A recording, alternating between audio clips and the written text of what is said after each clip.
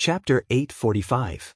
Qin Weibai stood in front of the window, quietly watching the bolt of lightning that rushed out of the prison gate disappear from sight. Then countless people in the prison were busy. A few technicians went to the Sky Eye base, trying to restart the weapon system there. This fully automatic weapon system was set up in the desert, so the firepower was extremely violent. Even an expert at the peak of the invincible realm couldn't survive such dense firepower. As long as they broke through the remote blockade of Zhongzhou State and reactivated the system, they at least had a bargaining chip with the 43rd Army. Kong Zhe returned to the Sky Eye base, planning to restore the combat effectiveness of the Air Force as much as possible in the most primitive way. The others were still in the conference room, discussing how to deal with the current situation. In any case, everyone in the prison was already on the same boat with Li Tianlan. If Li Tianlan didn't come out for the time being, they had to do their best to try to solve the current problem. Qin Weibai turned back to the table and poured herself a glass of water. Her perfect and delicate face looked quiet and soft, without any tension or solemnity. The army was gathering dozens of miles away. The blockade had been fully spread out in the desert. But it was just a blockade. What Qin Fangqing wanted most was Beihai. At this time, he couldn't kill Li Tianlan. He couldn't kill him, and he didn't dare to. Killing Li Tianlan and destroying Beihai meant a full-scale war in Zhongzhou State. That was a real war.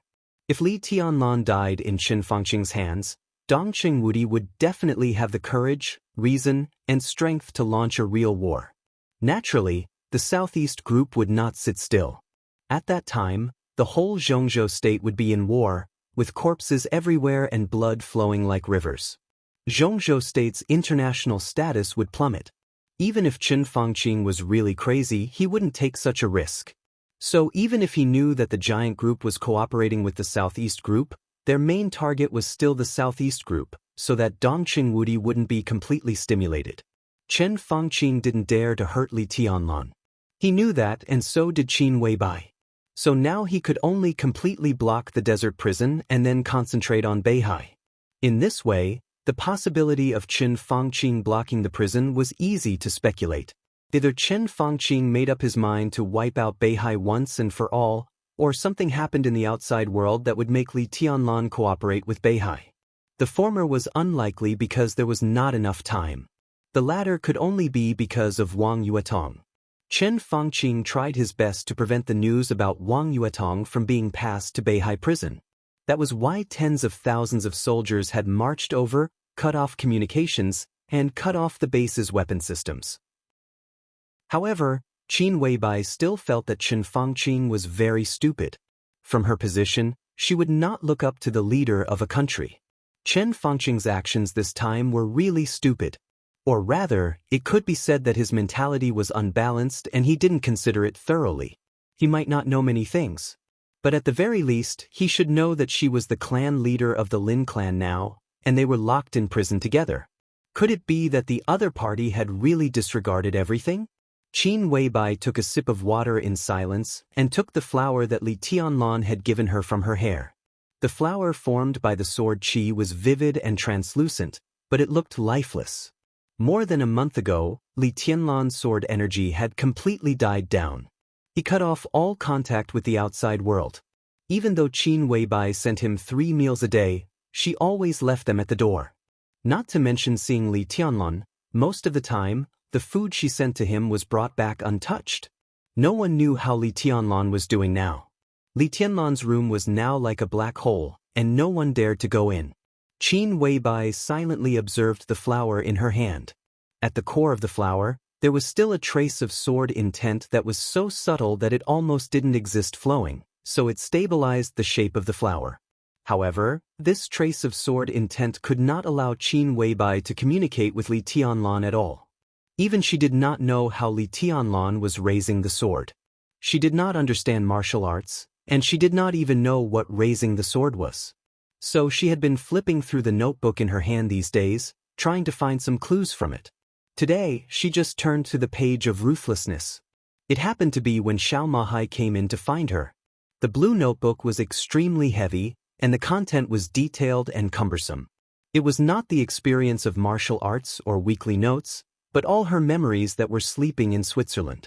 The Samsara Palace's detailed and somewhat strange intelligence system was often built on the basis of these memories from the past or the future. Time could not change the affection, but the old memories would eventually fade. Therefore, she had recorded some important information in her notebook a long time ago. So the content of the notebook was varied. Some were like stories, some were like narratives, and some were like specific words, which looked extremely messy. Qin Weibai's eyes fell on the sentence about ruthlessness. The guard stood in front of the East Emperor Palace for 2 years, accompanying him day and night. For 2 years, he accompanied him day and night, standing in front of the palace. Qin Weibai looked at it for a long time. She thought about it, found a pen in the room, hesitated for a while, and finally finished the story. No one's memory was omniscient and omnipotent. She still had things she did not know. For example, Qin Weibai only knew things after she became the patriarch of the Lin clan. The East Emperor in the notebook was invincible and unparalleled in the world. In that era that belonged to him, no one was qualified to be his personal guard. So he only had one guard, codename Ruthless. Qin Weibai calmly wrote 3 lines of small words in the notebook. Beihai Wio. Xinyuan Wio. The East Emperor Ruthless. The story was complete. She put the notebook away, opened the door, and slowly walked out of the prison gate. The scorching sun shone in the desert, which seemed to reflect the light. The whole world was extremely bright. Qin Weibai, wearing a white casual shirt and white wide-legged pants, walked in the yellow sand. Her clothes fluttered, and her fragrance filled the air, like a fairy descending to earth. Qin Weibai walked forward quietly. She walked in a straight line for about 10 miles. The sun was hot, and a fine layer of sweat appeared on her forehead. She raised her hand to wipe the sweat, and gently picked the sword energy flower Li Tianlan gave her. Her black hair fluttered with the white clothes. Qin Weibai squatted down, inserted the flower in her hand into the yellow sand under her feet, and whispered, "When will you come?" When noon was approaching, the helicopter from Yuzhou flew over Xinyuan City and finally landed slowly in front of the City Hall building of Xinyuan City. This was the youngest city in Tiannan, but it had a completely different atmosphere from the other cities. There were flower beds, fountains, clean and tidy stone roads, and green grass. People were coming and going in front of the City Hall, but there was a faint sense of order. Overall, there was not the slightest bit of noise. Instead, it was somewhat quiet. Ning Qianqing's back was to the white building of the City Hall. Watching the helicopter land, he walked a few steps quickly and smiled softly. "Welcome to Xinyuan City, Marshal Yi." Yi Dongxing, who walked out of the helicopter, shook hands with Ning Qianqing warmly. He glanced around and laughed heartily. "Xinyuan City is beautiful. Mayor Ning, you're young and promising." "You flatter me, Marshal Yi." Ning Qianqing asked calmly, "Do you think I should eat first or report to you first?" "There's no need to report." Yi Dongxing waved his hand. "There is a tacit understanding between Xinyuan City and the parliament. This tacit understanding will not change in the past and will not change in the future. I came here on a whim and wanted to take a look and tell you a piece of news by the way." Ning Qianqing glanced at him and nodded. "In that case, get in my car. Let's go back and talk. I've already informed Baitian. Let's have a small meeting." "Not here." Yi Dongxing glanced at the beautiful city hall with a playful look. "Not here. Let's go back to the headquarters." Ning Qianqing shook his head. He had just had a morning meeting with the chief judge of Xinyuan City and the relevant personnel here. Xinyuan City was on the right track, but the law was still being perfected. Tiannan was a chaotic place where wars and conflicts never stopped.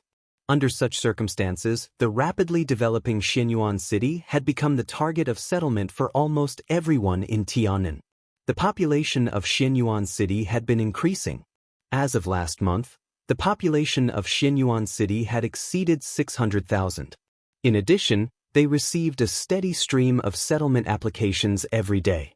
Under such circumstances, a set of effective and clear legal provisions was what Xinyuan City needed most, because it represented the real order on the surface. Yi Dongxing took a deep look at Ning Qianqing and said nothing. He followed Ning Qianxing into the black Volkswagen parked in front of the city hall. The headquarters that Ning Qianxing mentioned was, of course, the headquarters of Emperor Dong's palace. The headquarters was built on the edge of Xinyuan City. It was originally a large farm. After the renovation, it had been brand new. The main building of the headquarters of Emperor Dong's palace was a 6-story castle. It was steady and heavy, and looked extremely majestic. The Volkswagen kept bumping on the road. Yi Dongsheng looked at the mountain-like castle in front of him and nodded with a smile. Not bad. The road condition is a little bad. Ning Qianxing smiled. Some time ago, the city held a meeting and approved the second phase of the expansion plan of Emperor Dong's palace. The area of Emperor Dong's palace will be expanded from the original 300 acres to 750 acres. The project is not small. Many nearby buildings will be demolished, and the road condition also needs to be improved. The area we are now in is basically a large construction site. It will be much better if we go forward. Yi Dongxing nodded and suddenly asked, "What's the construction period?" 16 months. Ning Qianxing said quietly, "It's neither fast nor slow. Xinyuan City has plenty of time and a bright future, so I'm not in a hurry. My only requirement is the overall image and quality." After 16 months, the second phase of the expansion of Emperor Dong's palace will be expanded. If everything goes well, we will launch the third phase of the expansion plan, which will cover more than 2,000 acres. In terms of municipal administration, the 8th phase of the expansion of Emperor Dong's palace has been planned, which is expected to take 5 to 8 years. At that time, the entire Xinyuan City will be included in Emperor Dong's palace and be integrated with it. At that time, Tianan may be the Tianan province. Yi Dongxing nodded and said thoughtfully, "The new city plan." Ning Qianxing nodded. "If you need help, just let me know." Yi Dongxing smiled. "Not for the time being." Ning Qianxing was also smiling. In fact, people in Zhengzhou State contact me every day, wanting to develop projects in Xinyuan City. In this regard, I have set up a city construction department. We welcome foreign investment, but only if it is in line with the urban construction and future plan of Xinyuan City, the scale of Emperor Dong's palace, environmental protection, transportation, industrial chain, etc. Xinyuan City has just started, so everything is just a rough idea. We can't focus on the present, but on the long term. We have to consider what will happen decades or even centuries later. Emperor Dong's palace won't fall. What we do today should be a fortune in the future instead of a burden for future generations. Specifically speaking, whether it's Emperor Dong's palace or me, what we want is very simple, and that's order. Ning Qianxing's voice was steady and clear, but there was a kind of indescribable spirit between the lines. Yi Dongsheng looked at him quietly, feeling a little emotional. Li Tianlan chose Ning Qianxing to be the mayor of Xinyuan City, which was the best choice. This year, Ning Qianxing was 28 years old, and it had been 5 years since he met Li Tianlan. At the age of 27, Li Beidian was now an expert at the peak of the thunder-shocking realm. With the Nirvana sword, he really reached the peak of combat effectiveness. His martial arts progress was rapid, and now he was one of the top experts in Emperor Dong's palace. Yi Huayu, who had been following Li Beidian closely, also entered the thunder-shocking realm a few months ago. And Yu Qingyan, who was the closest to Ning Qianxing and had promised to marry him when Li Tianlan came out, was only one step away from the thunder-shocking realm. Ning Qianxing was still at the peak of the fire-flaming realm. His martial arts progress was not great, and it could even be said that it was just passable. But as the mayor of Xinyuan City, he did better than countless domestic senior officials at the same level. This year, Ning Qianxing, who was 28 years old, was 10 years younger than Zhou Yuanshan, who was 38 years old. There was only one level difference between them. Maybe many years later, he would become the core spokesperson of Li Tianlan in Zhengzhou State, supporting a new group to move forward in Zhengzhou State and on the international stage. Just like him and Wang Tianzong. Or more than that. Ning Qianxing calmly introduced the plan of Emperor Dong's palace and Xinyuan City to Yi Dongxing. The car passed the bumpy construction site, and everything in front of them suddenly opened up. The castle was getting closer and closer, looking more and more majestic.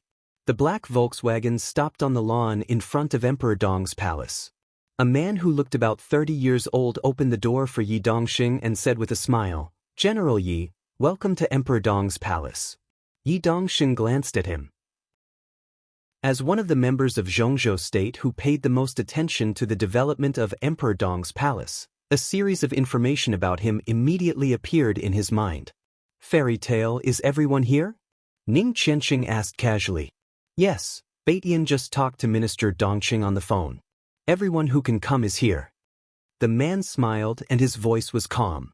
Fairy tale was not his code name, but his real name. He could be said to be the youngest high-level official in Emperor Dong's palace. The so-called young referred to the time when he became a high-level official. Fairy tale himself was also one of the graduates of the two academies in the previous batch. He graduated from the Deep Sea Academy and ranked very high in the Deep Sea Academy. During the final maneuver of the two academies, his team was broken up by Jiang Shangyu's 3000 World. In the end, he could only participate in the individual maneuver. After the final maneuver, he, who had a lot of invitations in hand, finally applied to join Emperor Dong's palace and came to Tiannan with the first batch of elites of the two academies. He officially entered the thunder-shocking realm half a year ago. After many inspections of him and his family, Emperor Dong's palace decided to upgrade his authority.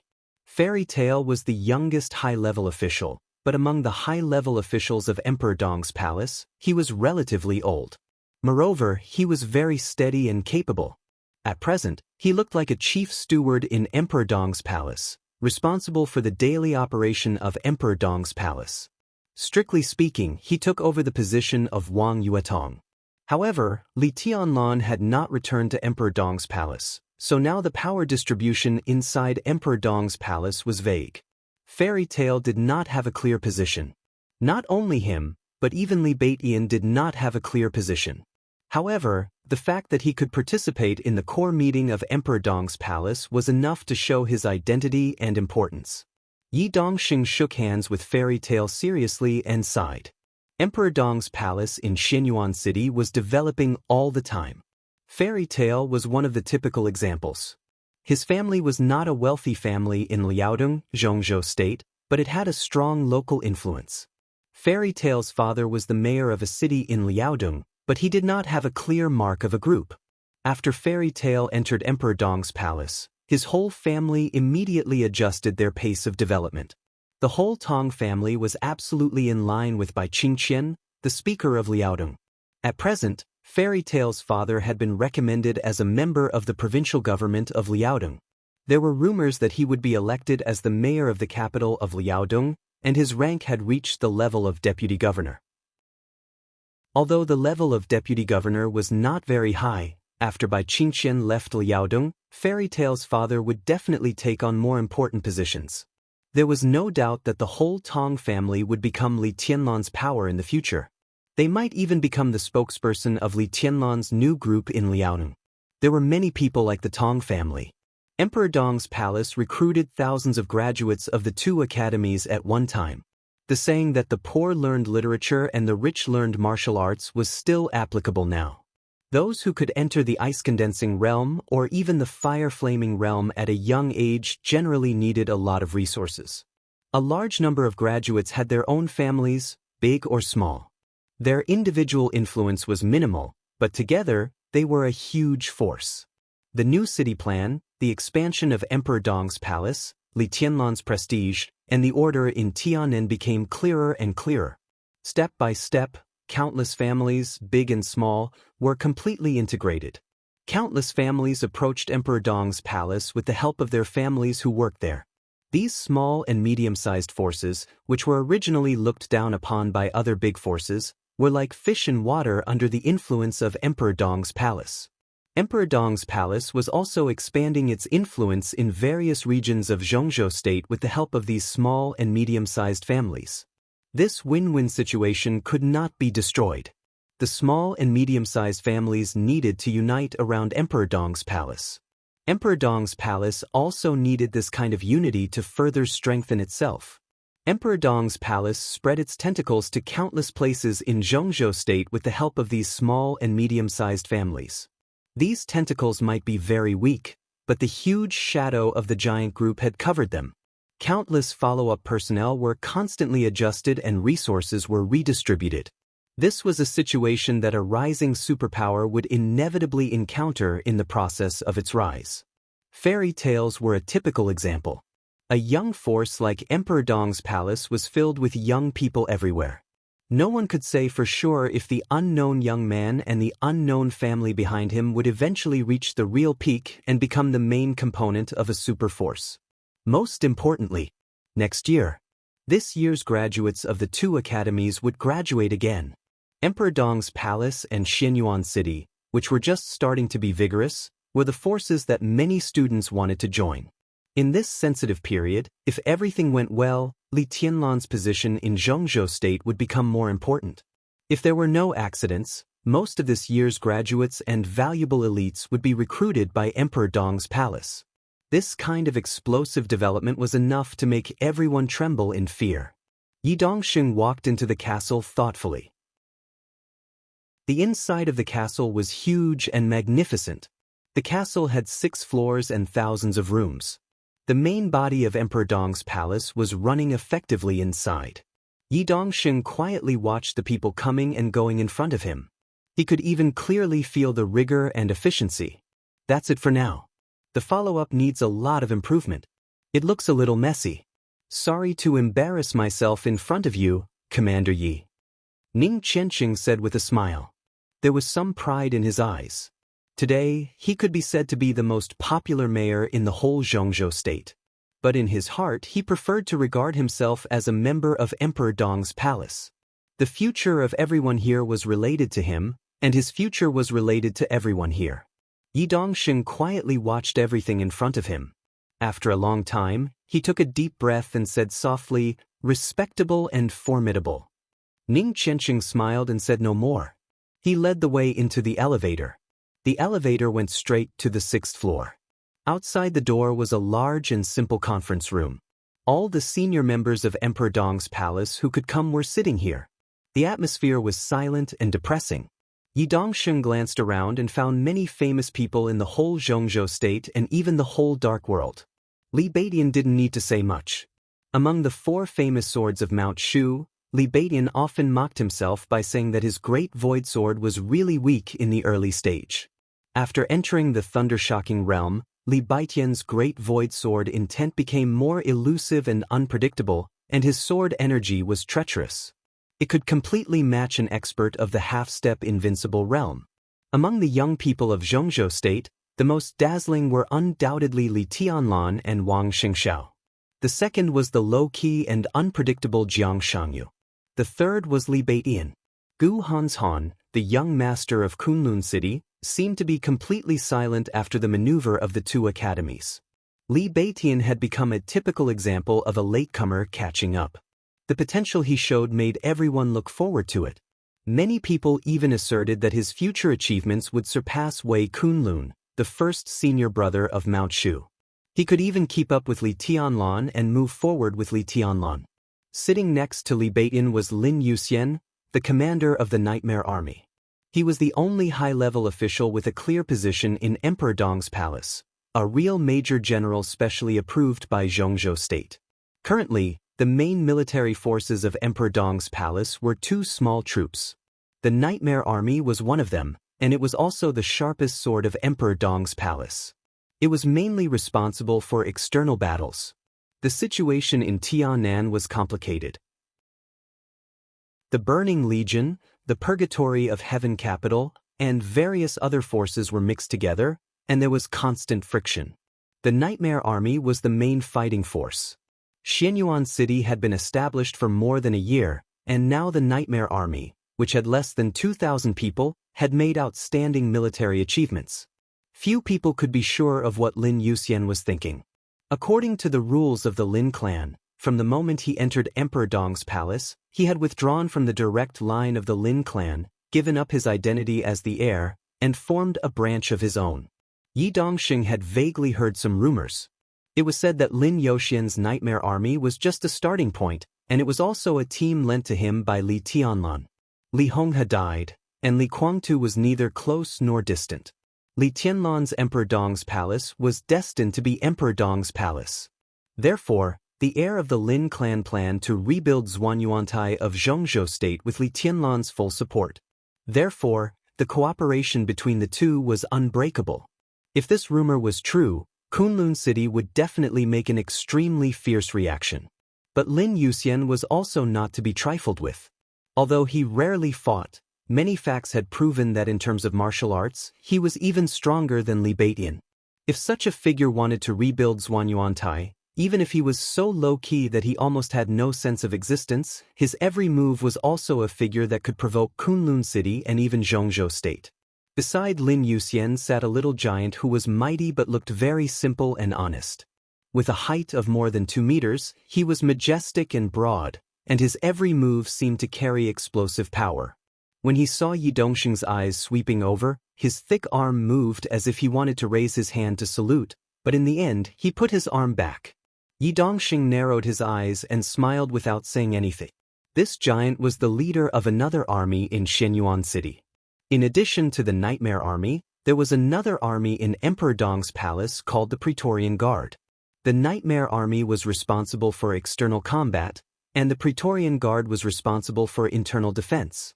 The commander of the Praetorian Guard was Jade Pool's first disciple, Su Chu, a real powerhouse. Now he was also at the peak of the thunder-shocking realm, but in terms of strength alone, he could completely crush most of the half-step invincible realm experts. In Tianen, Su Chu was just in charge of defense, but he was also famous for his fighting prowess. Beside Su Chu sat a slender woman. She looked to be in her 30s. She had short hair and was charming and beautiful, but also as sharp as a knife. Sitting beside Su Chu, she looked extremely petite, but her aura seemed to completely suppress Su Chu. Among the several young people in Emperor Dong's palace whose future was worth people's expectations, this might be the only one who had really reached the half-step invincible realm, and was only one step away from the combat capability of the invincible realm. There was a complicated look in Yi Dongxing's eyes. Seeing her might remind him of the biggest traitor of the Wang family of Beihai. Now the woman in front of him was no longer as famous as Wang Xiaoyao, but she could still be regarded as a top expert in Emperor Dong's palace and even in Zhongzhou state. She was the woman who had refused several invitations from Situ Tsangyue and Tribulation. She was the deputy commander of the Praetorian Guard in Emperor Dong's palace, the real leader, and the current eldest daughter of the Bai family in Yuzhou, Bai Yuming. She was the daughter of Bai Qingchao and the niece of Bai Qingqian. She joined Emperor Dong's palace, which in some ways represented the will of the giant group. It could even be said that she was the representative of the giant group here. Ning Qianqing sat down next to Bai Yuming, a very casual position. In such a big office, without Li Tianlan, there was no such thing as a seat of honor. Next to Ning Qianqing was the sacred guard of the Li family in Li Honghe's era, Yu Donglai, the famous doctor of poison in the Dark World decades ago. The old master was completely in a state of retirement in Shenyuan City. Even in high-level meetings, he could come and go as he pleased. In recent years, his condition had deteriorated severely. Now he was completely out of the thunder-shocking realm and could barely exert the strength of the fire-flaming realm. His spirit was not very good, but since he was called the Doctor of Poison, as long as he was alive and sober, everyone would be afraid of his existence. There was no one around Yu Donglai. 3 or 5 seats away, at the end of a whole row of young people, Du Hanin was sitting there alone, silent and looking a little lonely. Now she could be said to be the real first assassin in Emperor Dong's palace. In terms of lethality, she might not be as good as Bai Yuming, but in terms of speed, her destroyed and mutated wind vein gave her an unparalleled advantage. She was a member of Emperor Dong's palace, and also a member of Sai City, or it could be said that she was the representative of Sai City in Emperor Dong's palace. Yi Dongxing had learned about Du Hanin's past. During the difficult time when her wind vein was completely destroyed by someone with hatred, in order to survive in the Sky Academy and keep a glimmer of hope of revenge, this young lady, who used to be a prominent family, sacrificed too many unimaginable things for ordinary people. For example, body. It only took 10 credits to have a night of pleasure with this woman, who came from a prominent family and had the wind vein, and who was extremely outstanding in terms of figure, appearance, and temperament. At that time, Du Hanin was very popular in the entire Sky Academy. No one knew what she had experienced during that time until she paid a huge price to stay in the academy and met Li Tianlan. Her wind vein was mutating into dual wind veins. As a student of tribulation, Du Hanin was now second only to Cool Breeze and Drifting Cloud in Sai City. She was the elusive first assassin in Emperor Dong's palace. A real assassin seemed to be always alone. She had no friends and was not close to anyone. She always sat alone in a corner, silent and meditating. Yi Dongsheng glanced at Du Hanin thoughtfully. No one knew what he thought of. His eyes flickered, and finally he shook his head. The young high-level officials sat in a row. Sitting opposite several young people at the long conference table were Eagle King, Tianin, and other old people of the Li family. Some of them came from the purgatory of Heaven Capital. It was a betrayal but a return. This group of old people only recognized Li Honghe. After Li Honghe died, they only recognized Li Tianlan. It could be said that they were absolutely loyal. Compared with the young people, they were more experienced and steadier, and could cope with all kinds of situations more calmly.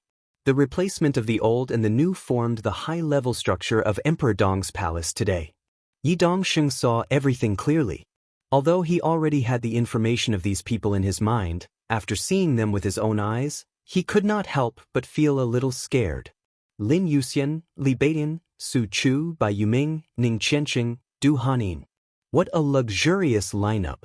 Among these people, except for Ning Qianqing, everyone had the hope of breaking through to the invincible realm. Lin Yuxian and Li Beidian would have no problem breaking through to the invincible realm. The only thing they needed was time.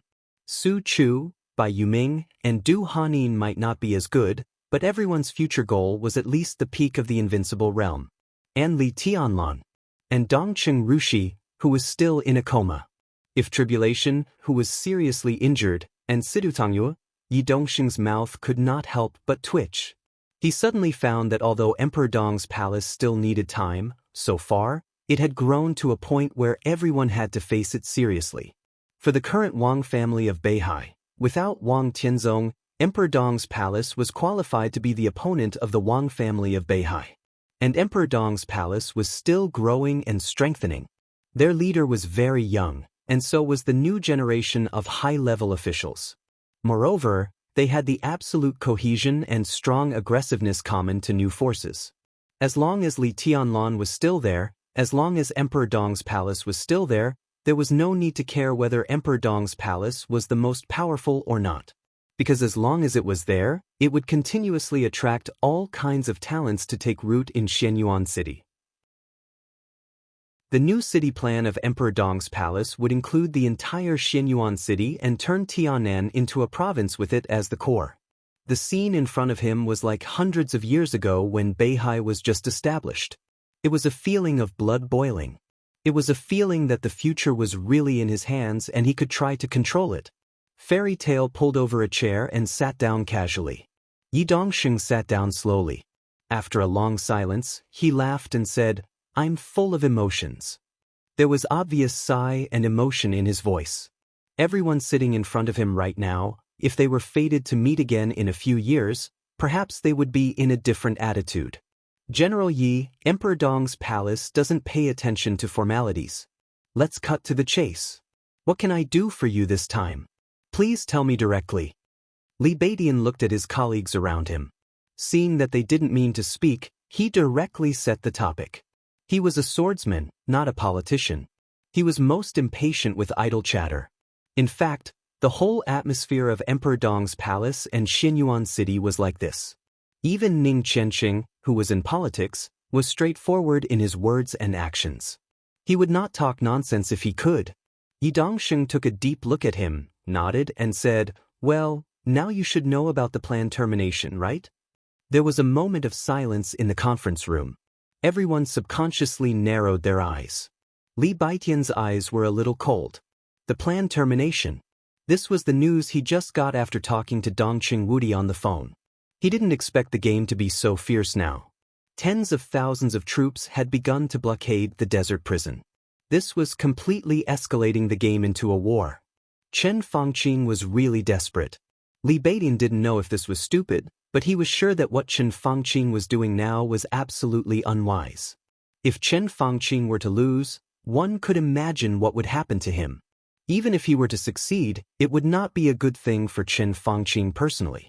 His term in office was coming to an end. After he retired, it would be difficult for him to maintain a strong influence after this incident. No one was willing to be too close to such a crazy prime minister, even though his craziness was not really selfish.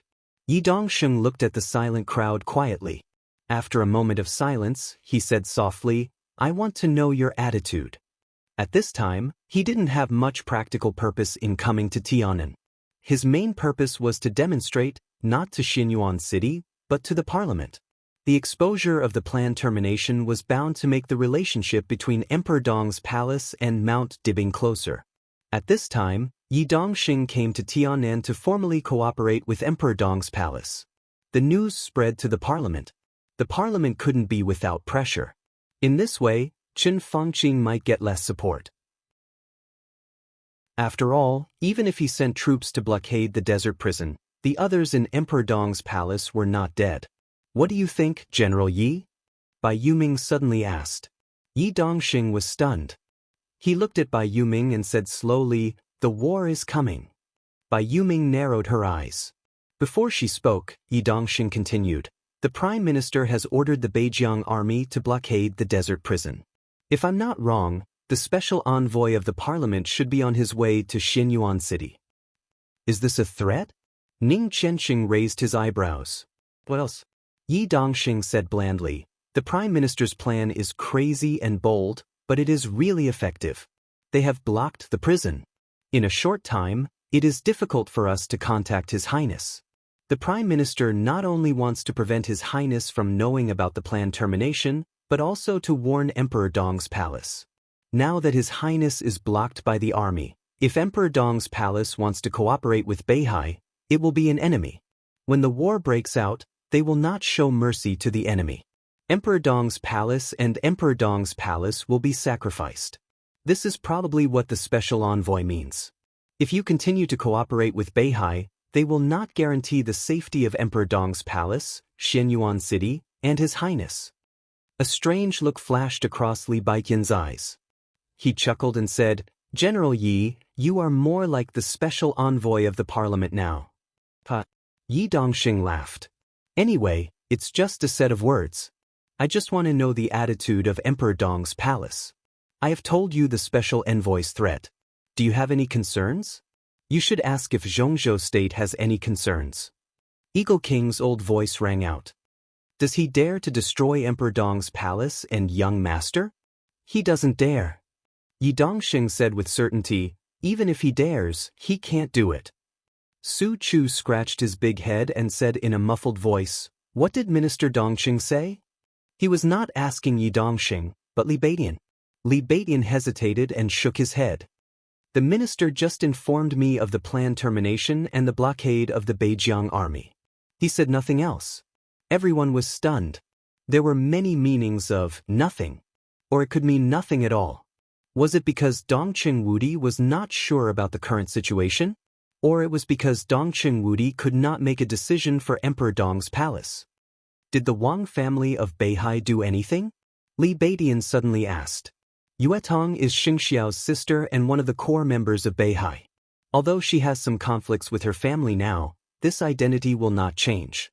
Whoever attacks the core members of Beihai must be prepared for Beihai's revenge. This is Beihai's bottom line. No one can touch it. Beihai will not compromise, and it is impossible to compromise.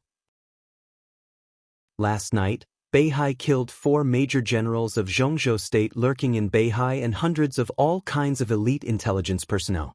Yi Dongxing said blandly, "At the same time, Beihai will send a team of experts to break through the defense line of the Beijiang army and try to get in touch with His Highness Li Tianlan. This plan may be fast or slow.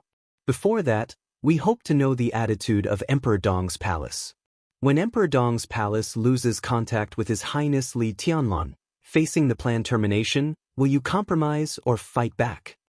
Everyone quickly glanced at each other. In fact, there was no need for hesitation or discussion. Before Yi Dongxing arrived, they had made a clear decision. Let me correct your words, General Yi. Ning Qianqing said slowly, Yue Tong is indeed the palace master of the Wang family of Beihai, but she has left Beihai. Now she is the hostess of Emperor Dong's palace. It's just a temporary misunderstanding with Tianlun. Their relationship will not change. Yi Dongxing raised his eyebrows, and the smile in his eyes was hard to read. Even if Emperor Dong's palace loses contact with Tianlan temporarily, Emperor Dong's palace is still Tianlan's palace. The hostess of Emperor Dong's palace is the target of planned termination. If we don't fight back but retreat, what's the point of Emperor Dong's palace? Ning Qianqing continued. So, Yi Dongxing smiled and was satisfied. Mayor Ning, what do you mean? I will go to Beihai right away. Ning Qianqing did not speak. Du Hanin's cold voice sounded directly. She stood up from her seat, and her exquisite figure looked very proud under the light. The first batch of elites of Emperor Dong's palace will arrive in Beihai this evening. We need a camp. Yi Dongxing was stunned for a while, then nodded and said with a smile, no problem. His body relaxed and he looked very relaxed. General Yi, you just said you wanted to say two things? Ning Qianqing glanced at Du Hanin, then turned to look at Yi Dongxing. Yi Dongxing nodded. Second, His Highness was imprisoned in the desert prison because of Qi Mulin. Whether Qi Mulin committed treason has not been confirmed for a long time. The task force is already investigating. We will use all means to provide evidence of Qi Mulin's treason. In this way, His Highness will be innocent, and the Prime Minister's imprisonment of His Highness will be even more unreasonable. Li Beiyan frowned. Yi Dongxing said this sentence very calmly. However, he smelled a hint of true danger from it. I've already said it. We're going to fight back. Yi Dongxing said lightly. Li Beiyan was slightly shocked and said softly, you have a big plan. We are just cooperating with each other for mutual benefit. If this plan succeeds, you will also gain a lot. Yi Dongxing said, what's your attitude in the desert? I'll go there. Tian Yin, who had been sitting next to Eagle King, said slowly. He returned to Emperor Dong's palace from the Purgatory of Heaven capital as soon as Xianyuan City was established. Purgatory of Heaven capital. Emperor Dong's palace. It was no longer the Li family, but the young master of the Li family, who deserved his loyalty, was still there. I can go there. Tian Yin said slowly, if I can succeed, it will be the best. If I fail, after all, I came from the Purgatory of Heaven capital. You can also put the blame on the Purgatory of Heaven capital. Zhongzhou State won't believe it, but at least there will be a buffer. Chen Fangqing sealed the prison, which is equivalent to imprisoning Tianlan. When he did this, he didn't take Emperor Dong's palace seriously at all. Now we don't need any leeway. Lin Yuxian, who had been silent, suddenly said with a blank expression. General Lin, what do you mean? Yi Dongxing's eyes flashed with a tentative look. Lin Yuxian smiled lightly and said quietly, I'll go.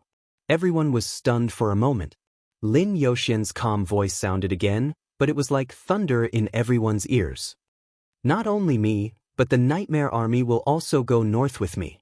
There are more than 40,000 troops, and there are invincible realm experts in charge. It's difficult to break through their blockade if there are fewer people. I'll lead the Nightmare Army directly to break through them.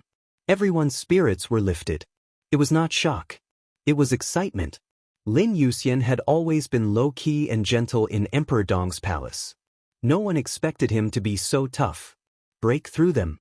This sentence was really refreshing. Nightmare Army? Yi Dongxing muttered. And Xianyuan sword. Lin Fengting's voice was soft and indifferent. When he mentioned Xianyuan sword, he sounded like he was talking about an ordinary army instead of the ultimate army of the Lin clan. Don't forget, in addition to Chen Fangqing sealing Tianlan, the patriarch of the Lin clan is still with Tianlan. I'm a branch of the Lin clan. When I learned that the patriarch was trapped, I went to pick him up. Isn't it reasonable? Lin Yuxian said softly, I just don't know if the Prime Minister is ready to be the enemy of the Lin clan. He gently knocked on the conference table and looked at Chen Fangqing. Arrange for the Nightmare Army and Xian Yuan's sword to enter the country. Is there a problem? Yi Dongsheng asked directly. Lin Yuxian yawned and said lightly, let's do it tonight. Yi Dongsheng nodded. Before he said anything, a secretary suddenly walked to Fairy Tail, and whispered something in his ear. Fairy Tail frowned slightly, and his expression looked a little strange. What's the matter? Lin Yuxian asked. Fairy Tail smiled. General Yi is a prophet. The special envoy of Zhongzhou State has arrived. Where is he? Lin Yuxian was stunned. Outside the door. Fairy Tail shrugged. Shall we let him in? Outside the door. Li Beidian subconsciously raised his voice and then sneered. He's really overbearing. Even if Yi Dongsheng entered Xianyuan City, he would inform the City Hall or Emperor Dong's palace when he approached Xianyuan City. This was the most basic etiquette. However, this so-called special envoy came directly to the headquarters of Emperor Dong's palace and even deliberately avoided detection in Xianyuan City. Before they met, the overbearing feeling of victory had already hit them in the face. Li Beidian narrowed his eyes and smiled coldly. Let's go and have a look. Yi Dongsheng also stood up. Everyone left the conference room at the same time and entered the elevator. The elevator went all the way down and finally stopped on the first floor. The elevator door slowly opened. An extremely arrogant voice directly passed through the huge hall and faintly came over. Go away, who do you think you are? What do you think this place is?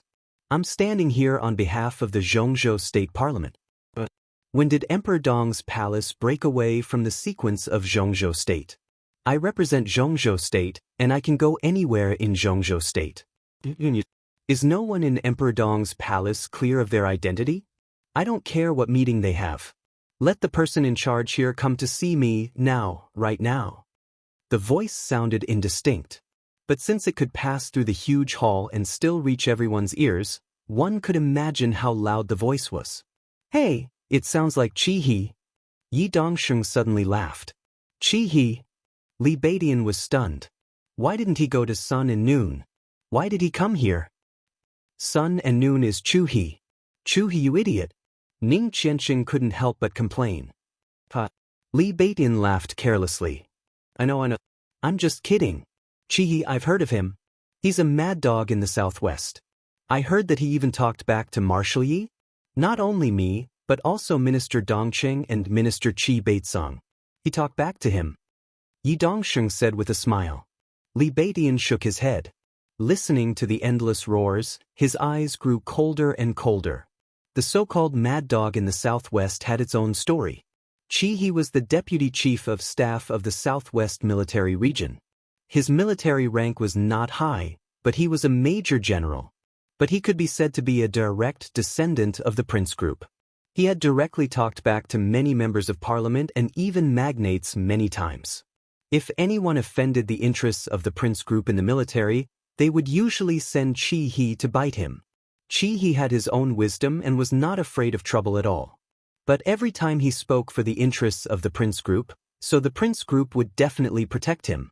With his character, it was impossible for him to be promoted, but he could keep this position for a lifetime. Now the prince group sent Chi-He here. Judging from his arrogance, it was likely that they sent him to bite someone again. Tut, a mad dog in the southwest. Li Beidian chuckled. He looked at Du Hanyin, who was standing in the front, and suddenly asked, Sister Du, what should we do if he is bitten by a mad dog? Of course, hit him back. Du Hanyin said without hesitation. Hit him back? Well, hit him back. Oh, hit him back, Li Beidian muttered to himself as he walked forward. Is it too easy for him? Tut, too easy for him. In the hall, Chi-He's roar grew louder and louder, as if he wanted to flip the ceiling of the castle. In the dense sound of footsteps, Li Beidian and the others came directly to Chi-He. Chi-He was stunned. His eyes rolled and flickered. Finally, he stopped roaring. He must have remembered his duty here.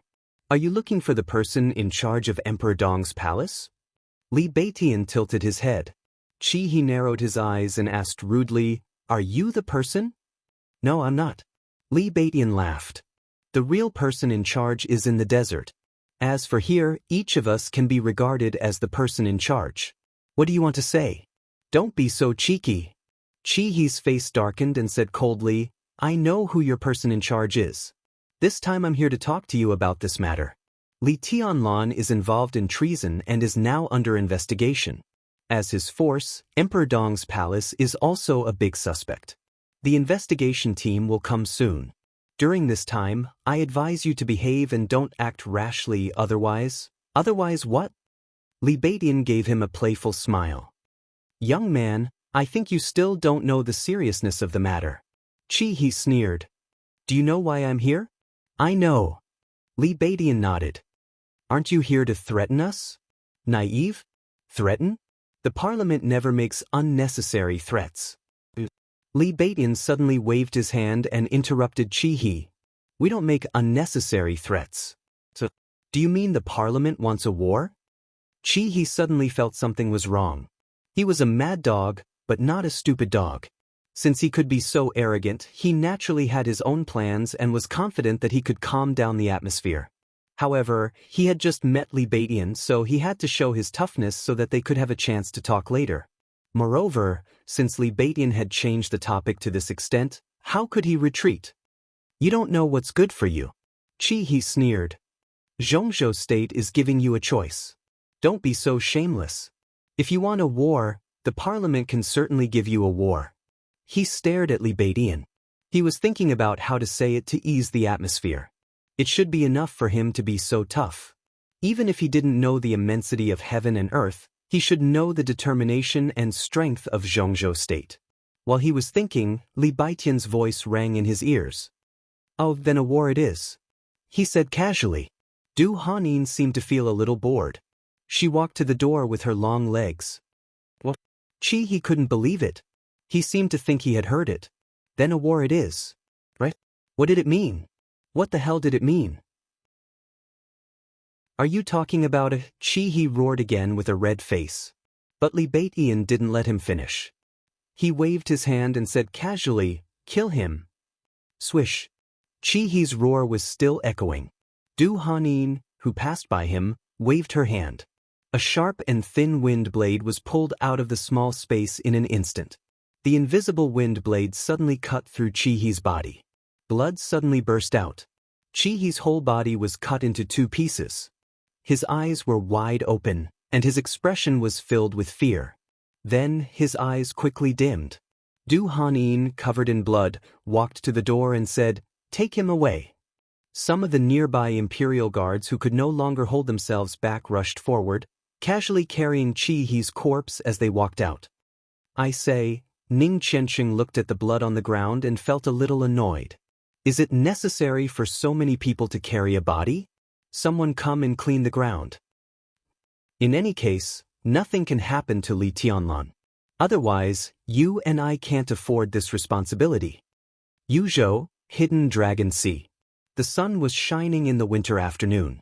In the quaint office, Li Huaqing turned to look at Chen Fangqing, who was sitting on the sofa, and said very clearly, "I know." Chen Fangqing took a big drag on his cigarette and said in a dull voice, "He didn't sleep well last night. After getting up, he was busy making arrangements everywhere. Until now, his eyes were bloodshot. But he didn't intend to rest at all. He was still holding on. I still say the same thing. I don't think you're right to block the desert prison.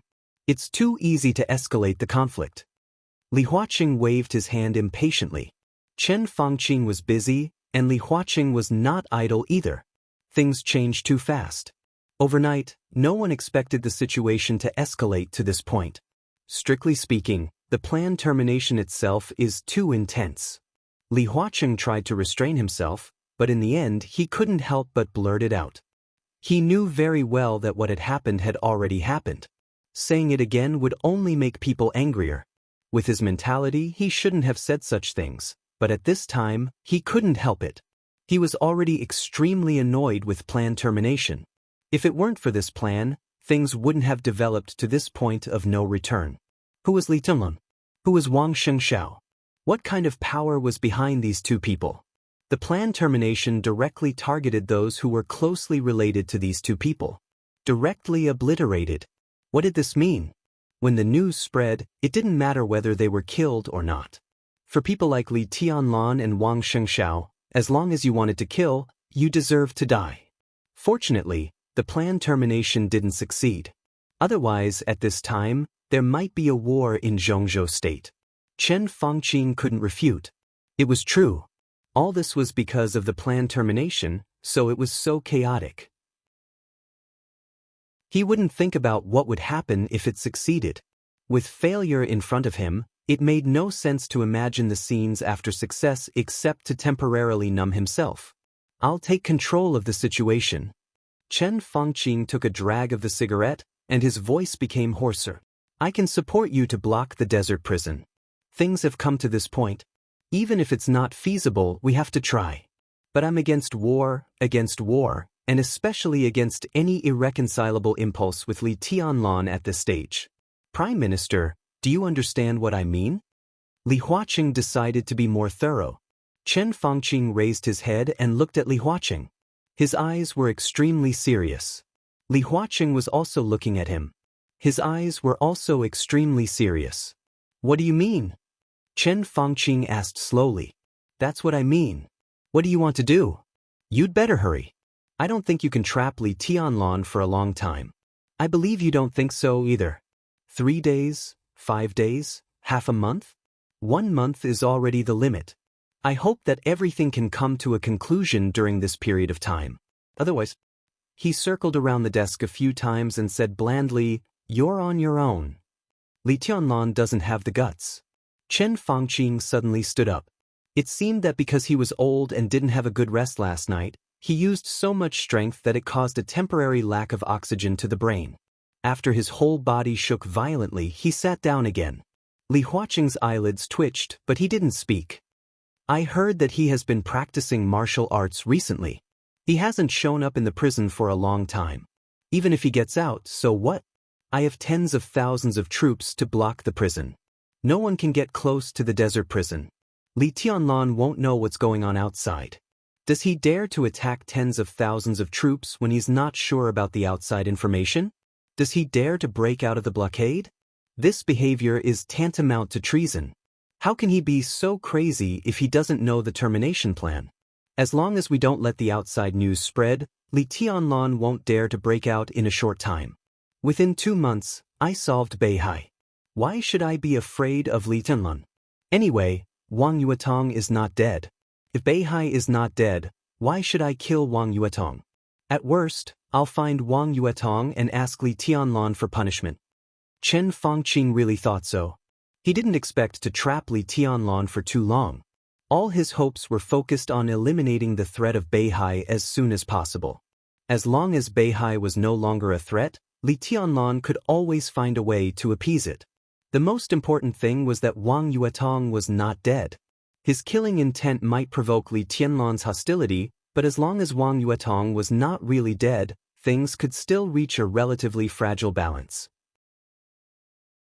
In this way, he would get rid of a tumor for Zhongzhou state, which was a great contribution. What you said is very reasonable. My bottom line is that we can't go to war. Prime Minister, I'm very disappointed with plan termination. He has ruined many of our plans. I can't change that, but I can tell you my bottom line. You'd better grasp the extent of the blockade in Beijing. When Li Tianlan steps out of the desert prison, or when someone breaks through the blockade of the desert, we'll cooperate with each other.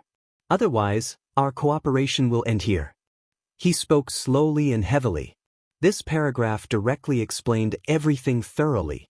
Chen Fangqing suddenly raised his head. There was anger, viciousness, and madness in his eyes.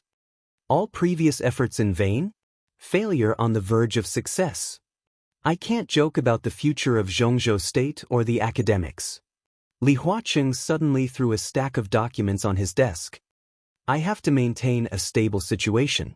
All games must be played on the bottom line of stability. I have never thought of war. Yes, we can win, but so what if we win? Once this balance is broken, it will bring disaster to Zhongzhou state. All of it, damn it, disaster. Your planned termination exists to break this balance. It's so stupid. If it weren't for the fact that we can't change the situation, our cooperation would have ended by now. He took a deep breath and lit a cigarette. His hand that was holding the cigarette was trembling slightly. Chen Fangqing looked at Li Huaqing in a daze and did not speak for a long time. He had worked with Li Huaqing for more than 10 years, from the vice president and the deputy prime minister to the president and the prime minister. In all these years, he had never seen Li Huaqing so angry, nor had he ever heard him swear. Today was the first time. You'd better solve Beihai quickly. This is the only way for us to continue our cooperation. Otherwise, when Li Tianlan comes out, you can only pray for yourself. Li Huaqing walked to the desk and sat in the chair.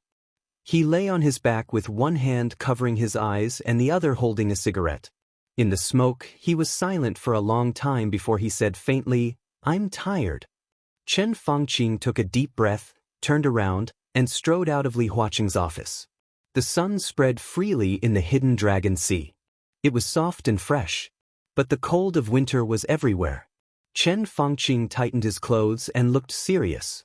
He only felt that the winter temperatures seemed to be cold to the bone. The phone rang.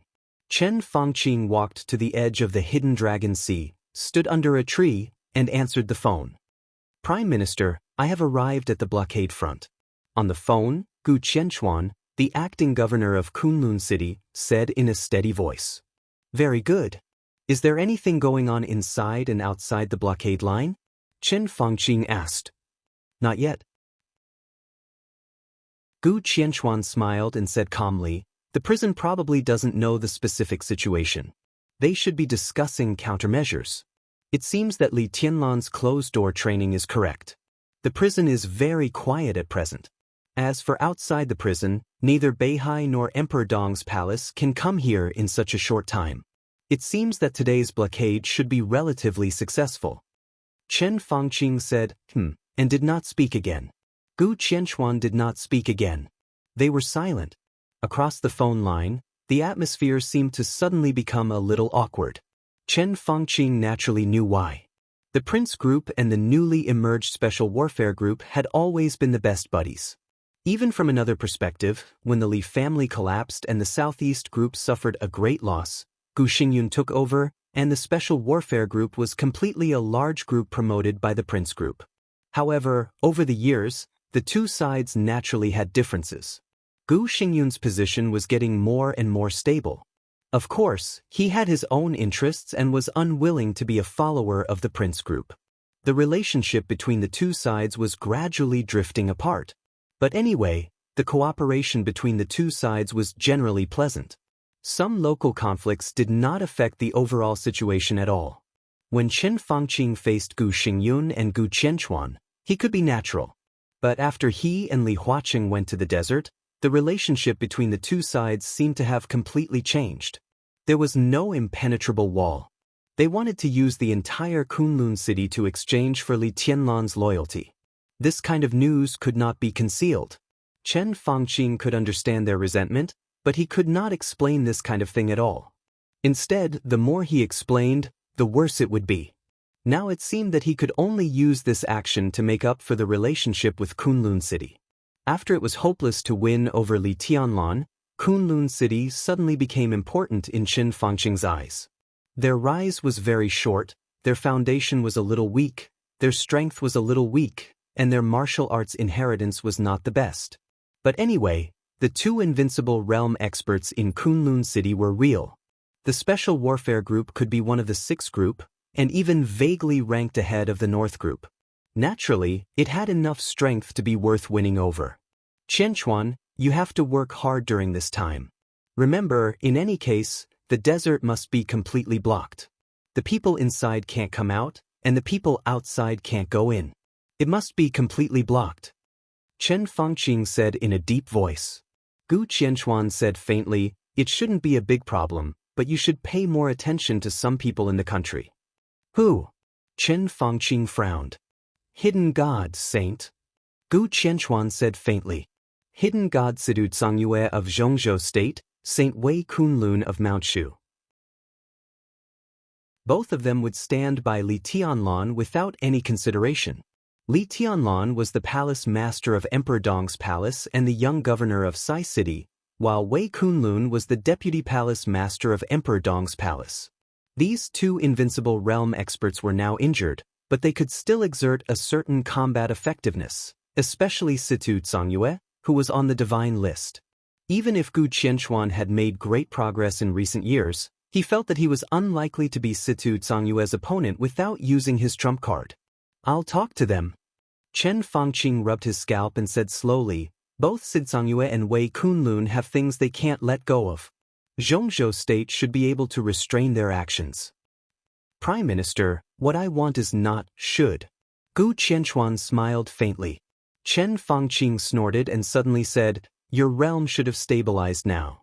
Qianchuan, I need to know your specific strength." Gu Qianchuan was silent for a long time. Before the chaos in Eastern Europe, among the population of 1.6 billion in Zhongzhou State, there were 5 invincible realm experts. They were Wang Tianzong, Tribulation, Gu Xingyun, Siditangyue, and Gu Qianchuan. Being able to enter the invincible realm was enough to show Gu Qianchuan's talent and luck. However, his potential was almost exhausted when he broke through to the invincible realm. If compared horizontally among the invincible realm experts, his potential was probably the worst. For a long time, he could not even stand on the last position of the holy list. Now he finally stabilized his realm under the polishing of time. If he really attacked with all his strength, Gu Qianchuan did not know how strong he was. So what he could say was just a general idea. "If I don't care about the cost, I can win against Saint, but it's difficult to kill him. If he is seriously injured, so will I. Facing Sid Zhongyue, I'm no match for that woman. But with so many troops to help me, it's not a problem for me to stop her.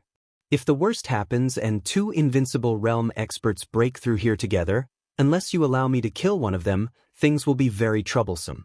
"Kill one of them?" Chen Fangqing was a little stunned. "I can kill one of them. At worst, I can make one of them lose all combat power in an instant and be seriously injured and dying." Gu Qianchuan said silently, "The Prime Minister seems to have forgotten that Setting Sun is currently in my hands." Setting Sun, one of the 12 murderous weapons. It was originally the core trump card of Sai City.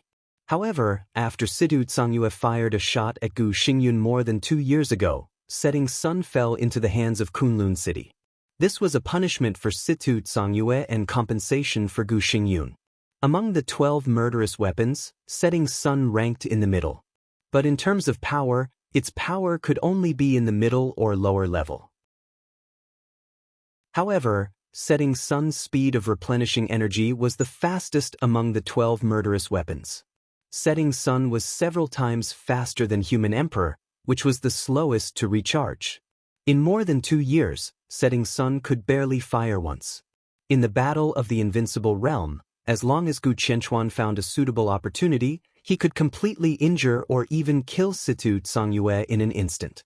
After all, even if he was not Situ Zhongyue's opponent, Situ Zhongyue did not have the strength of Gu Xingyun at that time. She was still injured. If he wanted to find an opportunity, it was easy with the murderous weapon's shooting speed. The possibility of Situ Zhongyue dying under this blow was more than 80%. With the murderous weapon in hand, as long as Chen Fangqing allowed people to die, Gu Qianchuan was 100% sure that he could seal the prison. After all, if his murderous weapon did not strike, its deterrent power would not be less than that of the peak of the invincible realm. It was just that the invincible realm expert of Zhongzhou State took the murderous weapon of Zhongzhou State to kill the invincible realm expert of Zhongzhou State. Was it possible? There was a flash of almost crazy killing intent in Chen Fangqing's eyes. He forcibly suppressed the thoughts in his mind, shook his head, and slowly said, "Don't shoot to kill unless it is absolutely necessary." Every invincible realm expert was the most precious treasure of a country and the most powerful deterrent power of a country. Even in a superpower like Zhongzhou State, invincible realm experts were also very precious. Even if the positions of the groups were different, no one was willing to consume the invincible realm experts in an internal fight, let alone be willing to do so. But at this moment, Chen Fangqing said that it was absolutely necessary. What was absolutely necessary? Chen Fangqing did not give a specific explanation. Gu Qianchuan did not ask either. I'll remind you again, Qianchuan. As if he was afraid that Gu Qianchuan could not understand, Gu Xingyun slowly said, now is the most critical moment. It can even be said that this is a war. Blocking the desert must be carried out to the most thorough extent. No one can enter or leave. No matter who the violator is, no matter how much it costs. He took a deep breath and said in a deep voice, kill without mercy. I see. Gu Qianchuan was silent for a while and said lightly. Chen Fangqing gave a hum and silently hung up the phone. He stood on the edge of the hidden sea and looked at the calm lake. After a long time, he took out his mobile phone again and dialed the number of St. Wei Kunlun. In the desert of Beijiang. In the temporary station of the 43rd Army, Gu Qianchuan, who hung up the phone, looked at the mobile phone in his hand with a blank expression.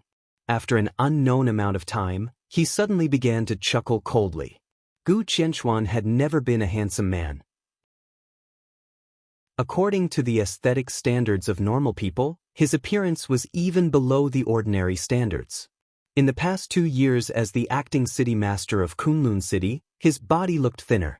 He was like a skeleton wrapped in skin standing in the desert. As he sneered, his whole face became distorted.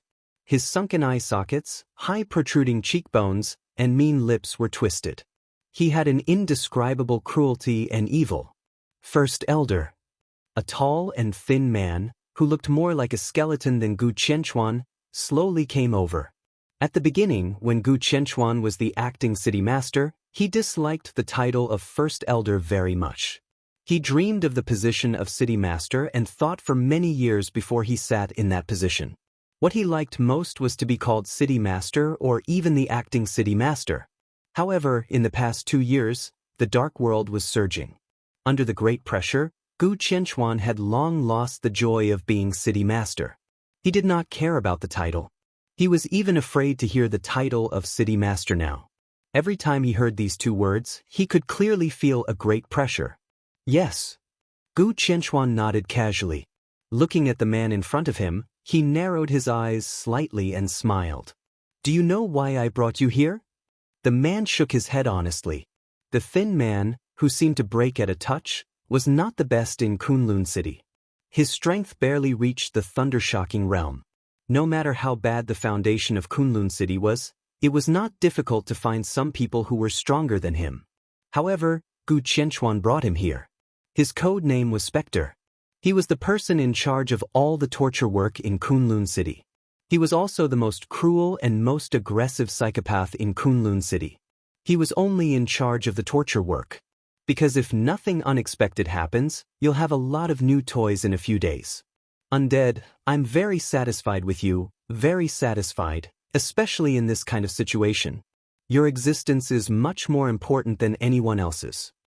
Spectre stuck out his tongue and licked his lips. The picture was a little disgusting, but he had an excited expression all over his face. Don't worry, First Elder. He grinned grimly. I will treat every toy in my hands well. Gu Qianchuan nodded with satisfaction. Spectre was indeed a real psychopath. His torture technique was enough to make people feel what was despair and worse than death. And this was exactly what Gu Qianchuan needed. Let's wait and see who will rush out first. Will it be inside or outside? He narrowed his eyes and sat at the door of the desert tent. He was silent, like a fisherman with super patience. It's better for some big shots to come. Gu Qianchuan muttered to himself like a madman or a psychopath. I heard that Qin Weibai is also here. This comes? There is no one here. It should be my toy, not yours. It should be a toy that needs to be carefully protected. If it is someone else, maybe Xiao Mahai is good? There's no one in the desert prison. I don't know when the idiots from Beihai and Emperor Dong's palace will come here. Li Beiyin Ning Chenxing Haha Wang Ling, a captive. How long can you play? Spectre trembled all over and seemed to be very excited. I have some interesting drugs. He smiled. Even if you are skinned and have your tendons pulled, you can at least live a few more days after being injected with this drug. First Elder, If you are interested, I can guarantee that you will have a good time. I hope so. Gu Qianchuan smiled non-committally. In fact, I want Li Tianlan to come out now. I heard that the 13th flight is not in the desert prison now. If I only deal with Li Tianlan, I am still confident. If he comes out, I will let him try countless ways to die. He had completely stabilized the invincible realm. According to the standards of the last holy and holy lists, Gu Qianchuan was barely qualified to enter the top 10 of the holy list. He had a large number of troops and officers on standby. As long as Li Tianlan dared to appear, Gu Qianchuan was bound to take him down. At that time, the blockade of the entire desert prison would be completely over. Even if Li Tianlan had made great progress in the past year or so, so what? With the murderous weapon in hand, he was not afraid of anything. Moreover, Gu Qianchuan always felt that this spear was not as perfect as Li Tianlan, whether it was used on Situ Zhongyue or holy disciple Wei Kunlun. It was far inferior. The possibility of this happening was not high, but under such circumstances, there was still hope to capture several important figures from Emperor Dong's palace and Beihai alive. Gu Qianchuan had made up his mind. No matter who it was, he would let Spectre use the cruelest means to slowly torture them to death. He would skin them and pull out their tendons, hang their bodies on the flag of Zhongzhou state. Gu Qianchuan did not care about the so-called anger and hatred at all. He only knew that he came to the desert this time because of Qin Fangqing's order. Emperor Dong's palace and Beihai hated him as much as they hated the prince group. In this way, the two sides would be firmly tied together. At least in the plan of the prince group, there was no possibility of letting Li Tianlan replace Kunlun City. 20,000 words should be the longest chapter since I started a book or even wrote a book. Chapter 846. When Saint came to the 3rd floor of the hospital, several doctors in white were talking and walking out of the corridor. They met face to face. The doctors raised their hands and saluted subconsciously. They were not doctors of this sanatorium, but professors from the private hospital of the giant group. They were all senior military doctors with strong military habits. Saint waved his hand casually. We meet several times a day.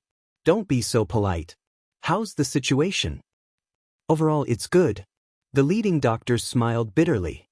He said nice words, but there was distress in his voice. His Highness's fingers moved once 2 months ago. During this time, we paid close attention to his physical condition and recorded detailed data. His Highness's physical data has been changing in a good direction, but the speed is very slow. Judging from the current peak data, it will take a long time for him to wake up. The doctor paused and said cautiously, maybe it's a long time that we can't even speculate. Saint furrowed his brows tightly. He was not surprised by this result. But every time he heard it, he felt a little annoyed. He had also seen the detailed data recorded by the doctors.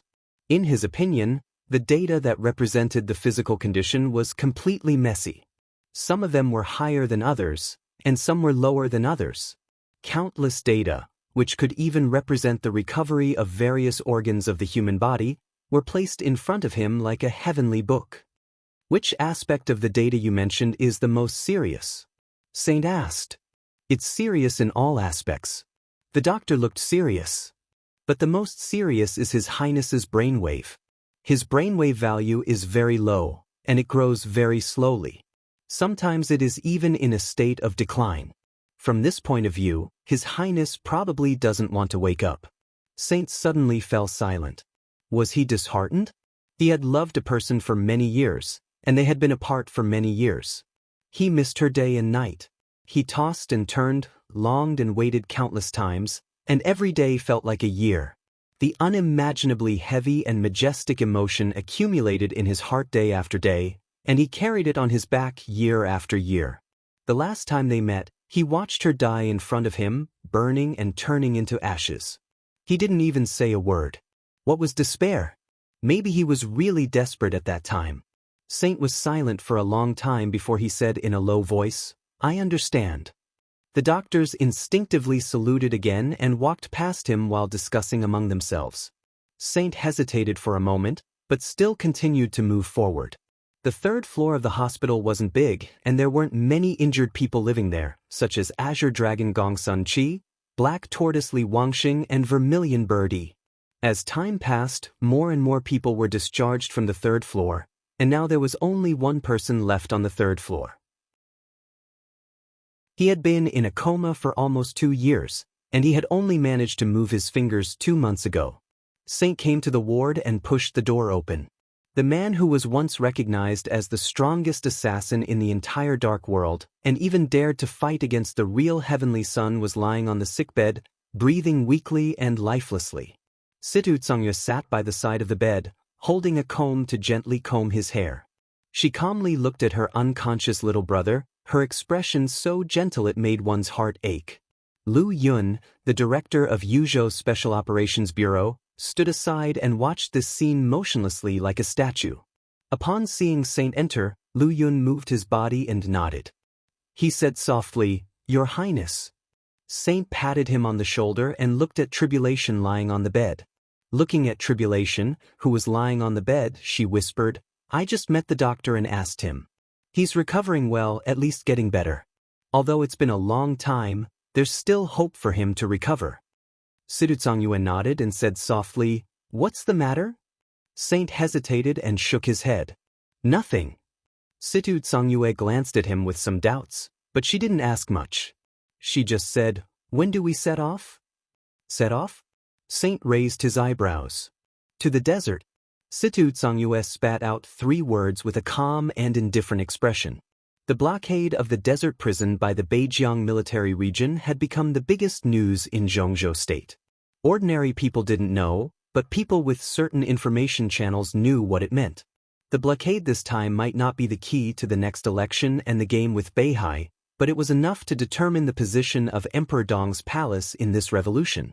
As long as Emperor Dong's palace could break through the blockade, whether from inside to outside or from outside to inside, once Li Tianlan got in touch with Emperor Dong's palace, their cooperation with the Wang family of Beihai would officially begin. If the blockade remained unmoved, Beihai would lose allies like the Giant Group and Emperor Dong's palace. At least they would first lose Li Tianlan, a main combat force. Moreover, if the blockade was not broken, the Giant Group would have many scruples in the cooperation with the Southeast Group. Situ Tsongyue certainly understood this. She didn't want to comment on Li Tianlan's choice.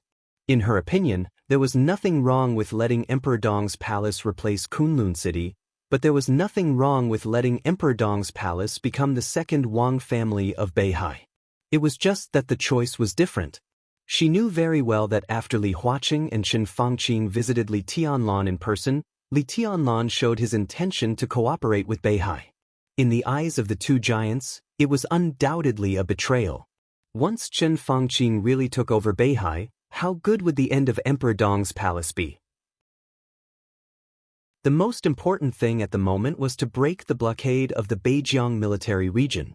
Today, Emperor Dong's palace could come up with a very good lineup. But if they wanted to concentrate the greatest combat force, then she and Saint would naturally be the most luxurious lineup. It was also the lineup with the most confidence to break through the blockade. Saint glanced at Situ Tsongyue. His eyes were a little strange. "What's wrong?" Situ Tsongyue frowned slightly. "So, you haven't received a call from someone from beginning to end?" Saint seemed to have understood something. No one could deny that Situ Tsongyue cared about Li Tianlan very much. But after all, she was the governor of Sai City. Situ Tsongyue was not an irresponsible person. If she had received a call from someone, at this moment, it would be impossible for her to go to the desert without any worries. Who called? Situ Tsongyue was a little confused. Qin Fangqing. Saint shook his mobile phone and said with a poker face, 10 minutes ago. He just called me and his tone was very tough. Situ Tsongyue suddenly narrowed her eyes. Her eyes were a little cold. Threatening you? Sort of. Saint smiled freely. He said that Mount Shu is the main part of the special warfare force of Zhongzhou State anyway. As the first senior brother of Mount Shu, I have the responsibility and obligation to take care of the interests of Zhongzhou State. Such a Mount Shu will not let people down. Listen how interesting that is. It seems that I have to hand over my position in Mount Shu as soon as possible. Otherwise, it's really a grieving for me to be the deputy palace master. So, you agree? Situ Tsangyue's voice was a little low. Saint fell silent and did not speak. Then I'll go by myself. Situ Tsangyue stood up. The murderous weapon, setting sun, Saint said slowly, now it should be able to fire, right? Calculating the time, it should be about time. The face of Drifting Cloud, who had been silent, changed slightly. So what? Situ Tsangyue sneered. No one knows setting sun better than I do. So I'm right. Setting sun can already exert its power, right? Saint narrowed his eyes. Situ Tsangyue was silent for a while and said lightly, it doesn't matter. That's true. Saint nodded. But I don't think you should go to the desert now. You should go to Sai City. Situ Tsangyue said with some doubts, I think I understand why Chen Fangqing called me. Saint laughed and said, he thinks I'm a pushover. Obviously, he doesn't want to provoke you, or he doesn't want to threaten you openly. But do you think others will turn a blind eye to the fact that you and I are here? Chen Fangqing can call me and threaten me with the whole Mount Shu. I have to compromise. How can he forget you? He doesn't threaten you, but it doesn't mean that he won't touch Sai City. Saint looked into Situ Tsangyue's eyes and whispered, the dark world of Snow Country is now under the control of Wang Xiaoyao. Situ Tsangyue's eyes suddenly changed. Sai City was on the border between Zhongzhou State and Snow Country. Chen Fangqing didn't need to call to threaten Situ Tsangyue. With Wang Xiaoyao, the power of Snow Country could keep Situ Tsangyue in Sai City. But she thought of the sword he left in Sai City before he went to the desert, and there was a trace of hesitation in her eyes. As for the desert, you don't need to worry. Saint said lightly, Chen Fangqing doesn't know that even if he doesn't make this call, I won't go to the desert. Even without us, His Highness has a way to solve the blockade. No one can predict the future. Situ Tsangyue said seriously, now there are not only more than 40,000 troops in the blockade line, but also Gu Qianchuan. Gu Qianchuan may not be afraid, but how can Tianlan deal with an invincible realm expert, a murderous weapon, and a large number of troops? By strength. Saint said, there is no need to predict the future. As long as he has the strength to solve everything, there will be no accidents. You do have a lot of confidence in him. Situ Tsangyue shook her head. But you and I should both know the invincible realm very well. At this age, it is even impossible for Tianlan to enter the invincible realm in the next few years. At his age, his lack of physical strength is the most important problem. I believe that he can face Gu Qianchuan, but I still say that no one knows setting sun better than me. She knew the operation mode of setting sun, the energy storage time of setting sun, and the power of setting Sunday. In the hands of an invincible realm expert, even if setting sun was not famous for its power, its instantaneous firing was equivalent to the full blow of a peak invincible realm expert. If Li Tianlan couldn't enter the invincible realm, how could he deal with the blow of the murderous weapon? A very strange light flashed in Saint's eyes. It seemed that every time he mentioned setting sun, there was something wrong with him. But Situ Tsangyue didn't notice it. She lowered her head, looked at her brother in a coma, and said calmly, I need a reason to convince me. Saint put the phone back in his pocket and said quietly, because I really want to see the legendary Ruthless. Chapter 847. Situ Tsangyue had never heard of Heartless. Just like in this era, most people didn't know the carefree nature of Beihai and the Lin clan. But Saint had seen stories about Heartless. Yes, what he saw and knew were just stories. They were close to legends. It was like the sword Intent he had carefully studied. The legendary sword Intent had become a little real in him, and it had made him enter the invincible realm. What about Heartless? Who is Heartless? Situ Tsangyue was a little stunned. At this moment, she recalled all the famous experts in the dark world, but found that she had never heard of this code name at all. As for the recluse, Situ Tsangyue had never been interested in this. This world was extremely cruel, but it was also extremely beautiful. It was full of temptation and warmth. How could there be a real recluse? He could enter the invincible realm and control the power at the peak level of the dark world, but he hid himself? He was not mysterious at all. He was a complete idiot. The Lin clan was also a recluse. But who didn't know the Lin clan among the top forces in the dark world? Who dared to provoke the Lin clan? The Lin clan had countless branches all over the world. Their greatest confidence came from the headquarters of the recluse Lin clan. His Majesty, who was extremely mysterious and low-key, also secretly accepted Moraid, Yagyu-Kurumi, and others as disciples, and was planning the Battle of Beihai. People like Li Guangtu also knew of his existence. Whether he was an idler or a schemer, as long as one had the ability in life, he would inevitably have the responsibility and ambition to match his ability. How could it be so easy to be good to himself? Even if there were still nameless invincible realm experts in the dark world who had not been exposed, there were very few of them, and most of them were secretly hidden by the superpowers. After the chaos in Eastern Europe, in today's dark world, the invincible realm experts exposed to people were all invincible realm experts. Those who did not dare to show up could only be trash. It was impossible for trash to enter the invincible realm. Therefore, there was no so-called recluse invincible realm experts in the dark world now. So who was heartless? This question was very simple, at least in Situ Tsangyue's view, because there was no trust crisis between her and Saint. However, Saint was stumped by such a simple question. Who was heartless? Saint was silent for a long time, and then smiled bitterly. I don't know. He really did not know who Wu Qing was. In that messy story, there wasn't much cause and effect. It was like the reality that was right in front of them. All that was said was what happened. As for why it happened, perhaps the story would know, but the people who read the story would not. He only knew that Wu Qing had suddenly appeared by Dong Huang's side and then became Dong Huang's only bodyguard. You don't know.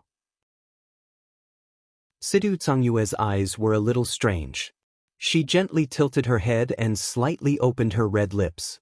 There was a little surprise and anger on her face, which had defeated the aging charm. It was so charming that it made people dizzy. I really don't know. Saint shifted his gaze subconsciously. That's not important. What's important is that Wu Qing is absolutely loyal, and his strength is far better than yours and mine. He had already guessed it in his heart. He combined it with the story and some of what Qin Weibai had told him before. However, he had not confirmed it, so it was naturally meaningless to say it out. Situ Tsangyue lowered her head thoughtfully. Governor, I suggest that you return to Sai City immediately. Actually, you don't have to worry. Don't forget that His Highness isn't the only one in the desert. Boss is there too, Saint said. Situ Tsangyue was slightly stunned and thought of Qin Weibai. She didn't know why. Although Li Tianlan was strong enough now, in her heart, she still felt more at ease when Qin Weibai was mentioned. Did she expect the current situation? Situ Tsangyue asked. Not really, but it's not completely unprepared. Saint said quietly, Boss once said that Wang Yuetong is very important. At the right time, we might as well release some false news to make the situation more chaotic. So, she also told you about Wu Qing? Situ Tsangyue asked. Saint thought for a moment. Although it was not the case, there seemed to be nothing wrong with it. He nodded his head and grunted in acknowledgement. Does she know Wu Qing's identity? Situ Tsangyue combed her hair. I don't know. Saint smiled. It doesn't matter. What matters is Wu Qing's position. He is Dong Huang's bodyguard, and the only bodyguard around Dong Huang. The Dong Huang he was talking about was not the current Li Tianlan.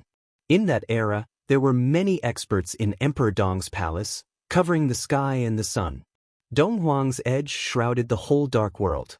In Emperor Dong's palace alone, there was more than one expert at the peak of the invincible realm.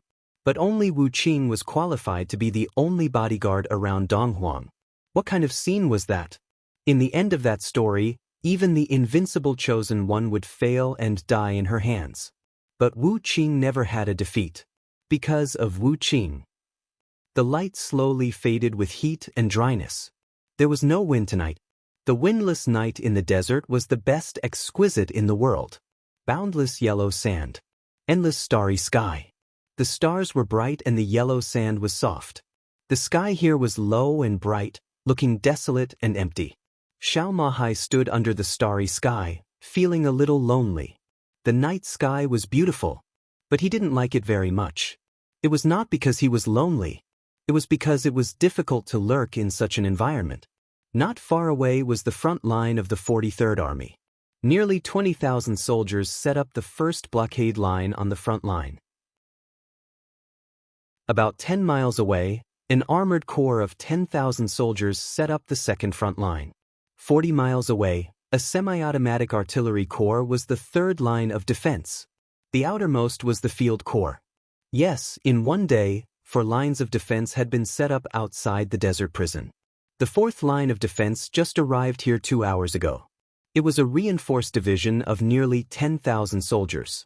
The total size of the desert blockade line had officially exceeded 50,000 people.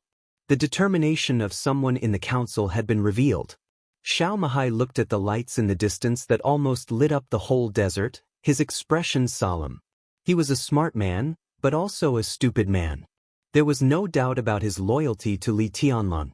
Because people like him, as long as they were sure that they had found an opportunity, they would not leave the slightest way for themselves. Li Tianlan had been in the desert for nearly 2 years. Xiao Mahai had done a lot of things, but it seemed that he had done nothing. He was the warden of the desert prison. But in the face of a prisoner, he gave up his dormitory and all his communication equipment. At the same time, he provided the most detailed information about the entire range of the desert prison, as well as some technical parameters of the Sky Aero Base and the Sky Eye Base.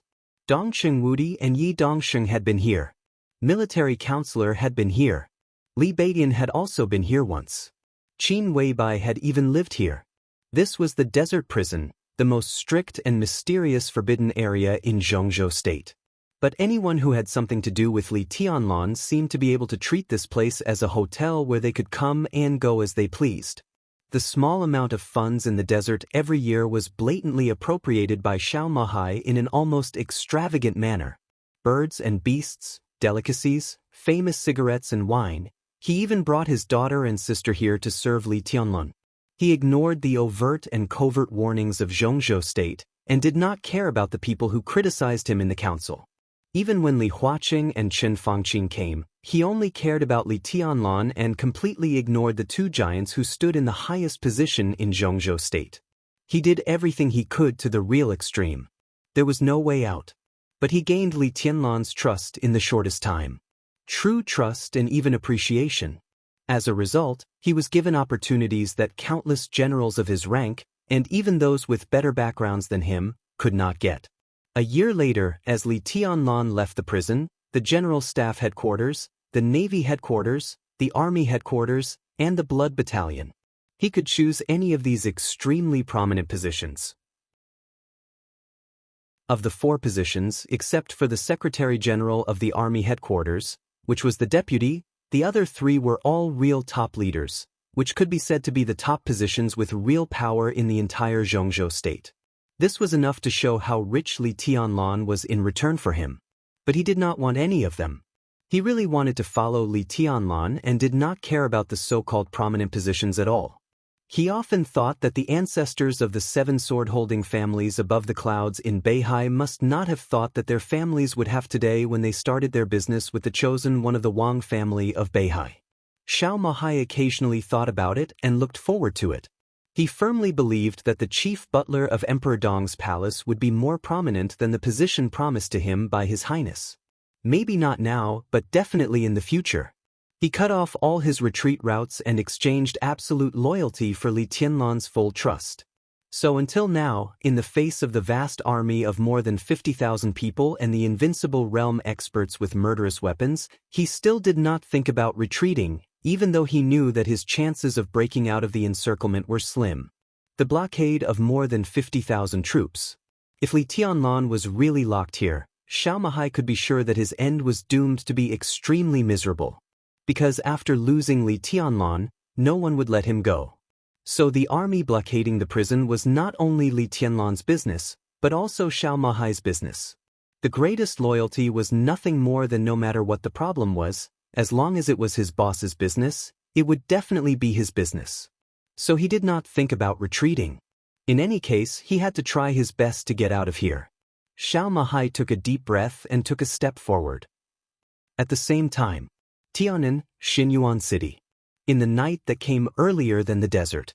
In front of the mountain-like castle of Emperor Dong's palace, a neat and uniform military formation had completed the formation.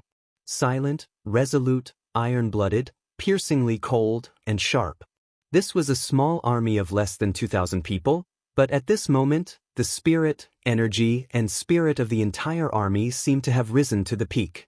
They didn't move at all, but they seemed to have a sharpness that could shake the world. Yi Dongxing watched this scene quietly.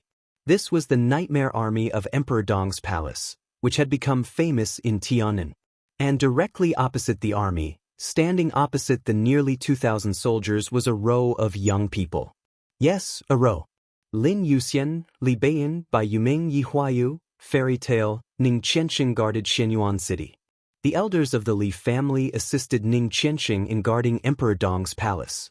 Du Hanyin and Su Chu led the first group of elites of Emperor Dong's palace into Beihai. Others. All the high-level officials of Emperor Dong's palace, one by one. They turned out in full strength and pointed their weapons at the desert. This was the final attitude of Emperor Dong's palace, and it was also their sharpness that they had never concealed. Without reservation, they went all out and pressed forward. In the roar that spread through the night sky, a huge black shadow appeared in the night of Emperor Dong's palace. The black shadow gradually slowed down in the air. The large transport plane belonging to the Freedom Corps showed its full appearance in everyone's sight. Everyone raised their heads and looked at the transport plane in the air. An invisible flame of war seemed to be directly ignited in front of the castle of Emperor Dong's palace. Li Beiyan glanced at Lin Yuxian. Other high-level officials were also looking at Lin Yuxian. Their positions were equal. But the Nightmare Army was the main force of Emperor Dong's palace in external combat. Lin Yuxian was the commander of the Nightmare Army. At this time, it was natural for him to give orders. The transport plane blocked the starlight and cast a large shadow in the night. Lin Yuxian raised his head. He slowly stretched out his palm. The space fluctuated slightly. A pseudo-domain similar to the invincible realm but not pure flickered for a moment and disappeared instantly.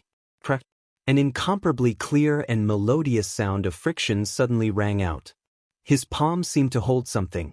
In an instant, Lin Yuxian's aura rose wildly, and his whole person seemed to become a sharp and peerless long sword in an instant. The blue electric arc lingered in his hand. Lin Yuxian watched this scene quietly, as if he were looking at a half-step invincible realm expert in front of him. The shape of a long sword appeared in his hand. It was not one sword. It was two swords. Two sparkling and translucent scarlet long swords with an incomparably ferocious shape. The murderous aura rushed over. Lin Yuxian held two swords, looked ahead, and said calmly, "Nightmare Army, let's go." An earth-shattering roar responded to him. Kill! No matter who it was. There was only one kind of treatment for those who stood in front of them. Kill! No matter who it was. Lin Yuxian took a deep breath and looked down at the long swords in his hands. Almost everyone's eyes were attracted by the two strangely shaped scarlet long swords. Li Beiyan's eyes flickered slightly, as if he was thinking. Others' eyes were a little blank. A little farther away, Yi Dongxing stared at the two swords in Lin Yuxian's hands, and his eyes were extremely complicated. The world had been reincarnated. The old things reincarnated. The time reincarnated. Among all the people present, except for Lin Yuxian, perhaps only he knew the two swords. It was hard to describe the excitement in Yi Dongxing's heart at this time. He took a deep breath, and his eyes seemed to be a little warm. Hundreds of years ago, these two swords had conquered nearly half of Beihai's territory, expanded Beihai's 80,000 square kilometers of land to today's 160,000 square kilometers, turned Beihai into Beihai province, and made the Wang family of Beihai the top power in the Dark World. At that time, in that era, Mount Dibing, supported by these two swords, was really invincible and swept away everything. 300 years ago, in the unprecedented major crisis in Beihai, It was also these two swords that stabilized the foundation of Beihai province. That year, the heroic posture of the man named Li Xiuxin holding two swords still shown in the history of the Wang family of Beihai. And now, 300 years later, Lin Yuxian, holding two swords, stood in Tianan. He would go north into the desert. He would also go north into Beihai again. Yi Dongxing's body trembled a little, and his eyes were full of tears. The two swords that had been sealed for nearly 300 years were held in Lin Yuxian's hands, fierce and quiet. In that initial era, this was the sword of Beihai. But in that most glorious era, this was the sword of the ancestors of the Lin clan. In the initial era of the Li family more than 300 years ago, this was the sword of the ancestors of the Li family. In the final analysis, this was the sword of the ancestors of Zhuanyuantai. Two scarlet long swords. Divine punishment in the left hand. Divine punishment in the right hand. Chapter 848. The ghastly white light slowly swam across the boundless desert. It was the 11th hour since they entered the desert. At the forefront of the blockade, the formation of the 43rd Army was still neat, and the whole army was still in the highest alert state. Xiao Mahai approached the front cautiously, and his speed was getting slower and slower. His breathing was steady, almost without any ups and downs. One after another, subtle and almost imperceptible electric arcs covered his body. The space around him was slightly twisted, and he passed by groups of patrolling soldiers. The light in the distance shone over again. Xiao Mahai quietly glided to the left for a distance. He stood there motionlessly. A group of heavily armed soldiers walked past Xiao Mahai in silence. They held an amazingly bright flashlight in their hands, which shone in the direction of the depths of the desert from time to time, leaving white rays. The light in the distance shone on several soldiers passing by, paused for a while, and then continued to spread into the depths of the desert. Xiao Mahai was completely still. The light and darkness alternated, and there was a fine layer of sweat on his forehead. The light just now could have shone on him from a few meters away. He was not afraid of the soldiers close at hand, but he was most afraid of the light in the distance. This kind of light, which seemed to have a wide range of illumination, was not only used for illumination. More than 2,000 extremely delicate parts were installed inside the launcher. This was the latest technology developed by Zhongzhou State in recent years, code-named Explorer. Even though the 43rd Army was one of the trump card armies of Zhongzhou State, explorers were not popular in the 43rd Army, and there were only 5 explorers in the whole army. The light of the explorer contained a very special ray, which was harmless to ordinary people, but it could accurately detect the energy source.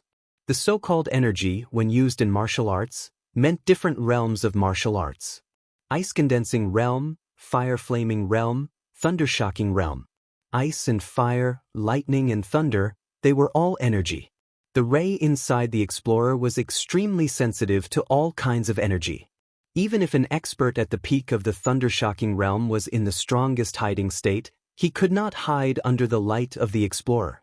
After many experiments, it was known that only a few experts at the peak of the thunder-shocking realm and a half-step to the invincible realm could escape the energy detection of the explorer. This also meant that even experts at the peak of the thunder-shocking realm could not approach the place with explorers quietly. The explorer technology was a technology that all countries in the world coveted. It was also a technology that Zhongzhou State had always blocked. Even the Wang family of Beihai and the Beihai Corps were not equipped with explorers by Zhongzhou State. Even though North Sea had never given up on the pursuit of explorers, everyone could see the great strategic value of the explorer. The most suitable place for this thing was the army. It was true that it couldn't perceive the energy above the half-step invincible realm. But in the army of thousands of soldiers and horses, without the main formation in groups, what trouble could a few masters make? Even in the invincible realm, there was a limit to his physical strength. He was still afraid of thousands or even more troops. Once the explorers started to equip themselves on a large scale, any army's defense would be impregnable. Xiao Mahai was at the peak of the invincible realm. However, he had never thought of himself as a powerhouse in this realm. At best, he could only say that he was not bad in this realm, belonging to the average combat power. He was not confident that he would not be discovered by the explorers, so he could only try his best to avoid the lights. That was why the process of breaking through the encirclement was extremely difficult and tense. Another beam of light shone from afar. The pale beam of light swept across the night sky. It was indescribably arrogant and domineering. Xiao Mahai's eyes darkened for a moment. He gritted his teeth and quietly approached the edge of the 43rd Army. Gu Qianchuan was on the edge of the 43rd Army. For some reason, as the supreme commander of this blockade operation, he did not put the command room in the center of the 43rd Army. Instead, he chose the edge position that did not seem to have any advantage. Ouyang Pengfei, the commander of the 43rd Army, sat opposite Gu Qianchuan and said in a steady voice, "Your Highness, it's getting late. Why don't you take a rest first? If something happens, the 43rd Army is not made of paper. It can still deal with it. I will contact your Highness in person." "No need." Gu Qianchuan waved his hand casually and smiled lightly. "I didn't come here from Kunlun City to sleep. I understand, but..." Before Ouyang Pengfei finished speaking, Gu Qianchuan shook his head and said slowly, "Keep an eye on Li Tianlan tonight. I know very well who Li Tianlan is. The whole Dark World knows very well who Qin Weibai is. Both of them are now in the desert prison. In the face of the blockade, how can they really swallow their anger? Hey, neither of the adulterous couple is willing to swallow their anger. They will definitely take action. Emperor Dong's palace has just been established and is developing rapidly. Do you know what's most important at this time?" Ouyang Pengfei blinked and looked at the dense army outside the tent. He was somewhat at a loss. "Momentum," Gu Qianchuan said lightly. His tone was very indifferent, but it gave people a feeling that he was gnashing his teeth. Perhaps he thought of the time when Kunlun City had just replaced the Li family's Zhuanyuantai. At that time, Kunlun City occupied the power center of the special warfare system of Zhongzhou State. With the strong support of the Prince Group, the entire Kunlun City developed at an almost explosive speed in all aspects. Kunlun City was high-spirited and looked down on the world. But it was also at that time that Wang Tianzong of the Wang family of Beihai returned from traveling in the polar region and successfully entered the Invincible Realm. The first thing he did when he returned to Mount Dibing was to challenge Gu Xingyun. Gu Xingyun had no reason to refuse. Even if he didn't want to agree, he really had no reason. He was the god of war of Zhongzhou State. No matter what opponent he faced, he couldn't avoid the fight. Otherwise, the whole Zhongzhou State would be very disappointed. He was the governor of Kunlun City. If he flinched, the whole special warfare system of Zhongzhou State would also be very uneasy. He entered the Invincible Realm earlier than Wang Tianzong, and his realm had been stable. He didn't think he would lose. Kunlun City was developing rapidly. If he didn't accept the challenge, it would undoubtedly lower his own momentum. Therefore, without any hesitation, Gu Xingyun went directly to Mount Dibing alone. He was full of lofty sentiments and momentum. That challenge could be said to be a golden age in that year, but it was not Gu Xingyun who achieved it. The whole challenge took 9 seconds. One sword. Gu Xingyun was seriously injured and couldn't get up. This was Wang Tianzong in that year. The Southeast Group and the Wang family of Beihai, which had been somewhat turbulent, seemed to have completely calmed down because of this sword. Kunlun City, which had been developing rapidly, also suffered an unimaginable setback because of this sword. It no longer had the vigor and momentum of a rising force. Not only Gu Xingyun, but even Gu Qianchuan couldn't help thinking that if Gu Xingyun had won or ended in a tie, Kunlun City and the Special Warfare Group today would have been far stronger than they were now. Gu Qianchuan followed Kunlun City all the way from a rising force. Now he saw an equally ambitious rising force. Naturally, he knew what Emperor Dong's palace needed most at this critical moment. To some extent, this blockade was just a beginning. From the beginning of the blockade action to the end of the game in Beihai, Emperor Dong's palace couldn't escape everyone's sight since it was involved.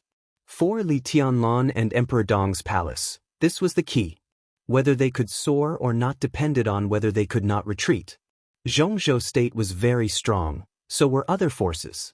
If Li Tianlan hid in the face of the blockade, many people might understand, but more people would be disappointed. For example, in the battle between Gu Xingyun and Wang Tianzong, everyone thought that it was okay for Gu Xingyun to lose. After all, he was the patriarch of the Wang family of Beihai. But when he really lost, everyone could not help but be disappointed. That sword also stabilized the world's impression of the Wang family of Beihai. There were only two kinds of superpowers in the Dark World. One was the Wang family of Beihai. The other was other forces. The situation that Emperor Dong's palace was facing now was no less critical than the battle that year. At this time, as long as not everyone in Emperor Dong's palace was a fool, they would definitely make the toughest response in the shortest time possible and completely stabilize the prestige of Emperor Dong's palace with one spurt of energy. This was also the reason why Gu Qianchuan chose this location for his command room. He expected Emperor Dong's palace to encounter an unprecedented setback in this critical period and to form an irreconcilable personal feud with Emperor Dong's palace on behalf of the Prince Group. He had a murderous weapon, a stable realm, and a strong combat capability. He had many advantages, but he still chose this place as the headquarters. There was no other reason. It was just because it was on the edge of the 43rd Army. If things really couldn't be done, this was the most suitable place to escape. Well, the most suitable place to retreat. For a whole day, Gu Qianchuan was waiting for the reaction of Emperor Dong's palace. The more time passed, the more nervous he became. Rest? It was impossible for him to rest at this time. He was almost sure that there would be news coming out tonight. Otherwise, as long as the blockade lasted for more than 24 hours, those who observed the reaction of Emperor Dong's palace would be disappointed. The ear-piercing ringtone of the phone suddenly rang. Gu Qianchuan, who had intended to pick up the teacup, suddenly shook his hand, and he lost his composure for a moment. He took a deep breath, glanced at Ouyang Feiping, and did not speak. Ouyang Feiping immediately answered the phone. The hurried sound in his ears suddenly exploded like thunder. It was Huang Tong, the commander of the Beijiang military region. An hour ago, Tiannan, Xinyuan City. 1,760 elites of the Nightmare Corps of Emperor Dong's palace boarded the large transport plane provided by the Freedom Corps. Lin Yuxian, Li Beitin, Bai Yumin, almost all the high-level officials of Emperor Dong's palace came out. Their destination was the desert prison. When the Nanyun military region of Zhengzhou state received the news and urgently sent fighter jets to intercept, the two large transport planes flying in the air did not hesitate and directly hit them. Of course, they did not hit them. But the two large transport planes just rushed out of the interception of the Nanyun military region and had now entered the sky above the Southwest military region. In the face of the questioning of the Southwest military region, there was only one response on the transport plane. No explanation was given. Maybe they couldn't remember, or maybe they didn't have time to think about it. We are soldiers of Zhengzhou state. In the military plane of Zhengzhou state, there is no place in Zhengzhou state that we can't go. Chapter 849. Ouyang Pengfei immediately conveyed the response of Emperor Dong's palace. To be exact, it was a response from Lin Yuxian, the commander of the Nightmare Legion. In the territory of Zhengzhou state, where couldn't the army of Zhengzhou state go? Gu Qianchuan's curse words were stuck in his throat. He wanted to say something, but he could not say anything, because he thought of the nature of the Nightmare Legion. Under normal circumstances, an ordinary army could not go anywhere without receiving orders from the top. It could only stay in its own station and train. But that was a normal army under normal circumstances. But the Nightmare Legion was abnormal from the beginning. First of all, it was the foreign combat force of Emperor Dong's palace. Not to mention the special position of Emperor Dong's palace in the country, the Nightmare Legion was given great freedom since its establishment. In theory, the combat range of the Nightmare Legion was the world. It had the most simplified configuration, the most powerful mobility, and the most free combat style. All of this was specially approved by Dongqing Wudi. Even Li Huaqing and Qin Fangqing agreed to it. At that time, no one could think of today's situation. So it seemed to be a coincidence. But no one expected that this coincidence would become a sharp sword to break through the blockade. Now the sharp sword was unsheathed, and the sharpness from thousands of miles away was constantly approaching the desert. The full Nightmare Legion. The Emperor Dong's palace turned out in full strength. Gu Qianchuan could feel the determination and strength of Emperor Dong's palace in this news. Thousands of miles away, whether it was mountains or seas, plains or deserts, they moved forward without retreat. This was the spirit of the entire Emperor Dong's palace. Lin Yuxian, Li Beitin, Bai Yuming, Gu Qianchuan thought of those names. Gu Qianchuan's heart trembled slightly. He was very excited and also a little scared. He really expected countless important figures of Emperor Dong's palace to break through the blockade here. He would teach Emperor Dong's palace an unforgettable lesson in the cruelest way. Li Tianlan would hate him, but he acted under orders. Before the action, the blockade had been defined as a war by Chen Fangqing. So how much Li Tianlan hated him would be how much he hated the Prince Group and Chen Fangqing. The Prince Group in Kunlun City would be directly tied to the same boat. This period of time was enough for Gu Xingyun to get through the period of serious injury. When he recovered and entered the peak of the invincible realm, everything would be another story. But now, Nightmare Legion, the most powerful force of Emperor Dong's palace, marched into the desert from the south with unparalleled power. All the important figures in Emperor Dong's palace that Gu Qianchuan could think of were here. He had a murderous weapon in his hand and tens of thousands of troops in front of him. There were also countless experts of Zhongzhou State lurking in the blockade line and more experts of Zhongzhou State rushing over. The Nightmare Legion could not get through. Gu Qianchuan was sure of this. He was even sure that if he gave the order, the Nightmare Army, including everyone in Emperor Dong's palace, would be annihilated here. What kind of scene would that be? The Nightmare Army was the strongest fighting force in Emperor Dong's palace. If all of them were destroyed here, most of the properties Li Tianlan had built since he entered the secular world would disappear, and Emperor Dong's palace would only exist in name. No matter how he thought about it, it was impossible for him to swallow it. This was not a game, nor was it a war. This was extermination. As long as he dared to make a move, Li Tianlan was destined to fight to the death with the Prince Group. At that time, even if he walked out of the desert, there would be no place for him in the vast Zhongzhou state. Treason. All of Li Tianlan's actions were predictable. At that time, the entire Prince Group would suffer heavy losses because of Li Tianlan's wrath. Zhongzhou state would have one more powerful enemy. Even without Emperor Dong's palace, Li Tianlan still had the power to make a comeback. Once Li Tianlan resisted, Mount Shu, Sai City, Jade Pool, and the Border Control Corps would be shaken. In order to get rid of Li Tianlan, Zhongzhou State would inevitably rely more on Kunlun City. If Li Tianlan made a big enough scene, it was even possible for Zhongzhou State to give up the game with Beihai. At that time, Kunlun City could join forces with Beihai again. Li Honghe had died. This time, there was no room for compromise. The whole world would kill Li Tianlan together. Gu Qianchuan's eyes grew brighter and brighter, and he struggled more and more. He could really do all this with his current strength. But there was a premise. After burying most of the elites in Emperor Dong's palace, Li Tianlan, as the commander in the front line, could not escape, not to mention whether he could kill Chen Fangqing or not. If the murderous weapon did not kill Li Tianlan, Gu Qianchuan thought he could not live. Moreover, Li Tianlan also had a murderous weapon in his hand. The possibility of blocking the setting sun was not small. That was to say, he could do everything he imagined, but the premise was likely to be completely sacrificed his life. For Zhongzhou State? He shook his head subconsciously. But for Kunlun City? Gu Qianchuan was extremely painful.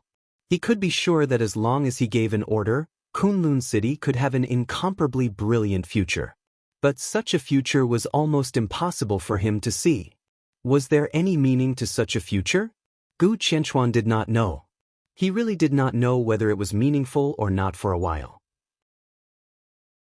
He inadvertently found that with the response given by Emperor Dong's palace, he seemed to have stood at a crucial point, not only for Kunlun City, Zhongzhou State, and even the entire Dark World. What the future would be like depended on his thoughts. Gu Qianchuan's facial muscles twitched fiercely.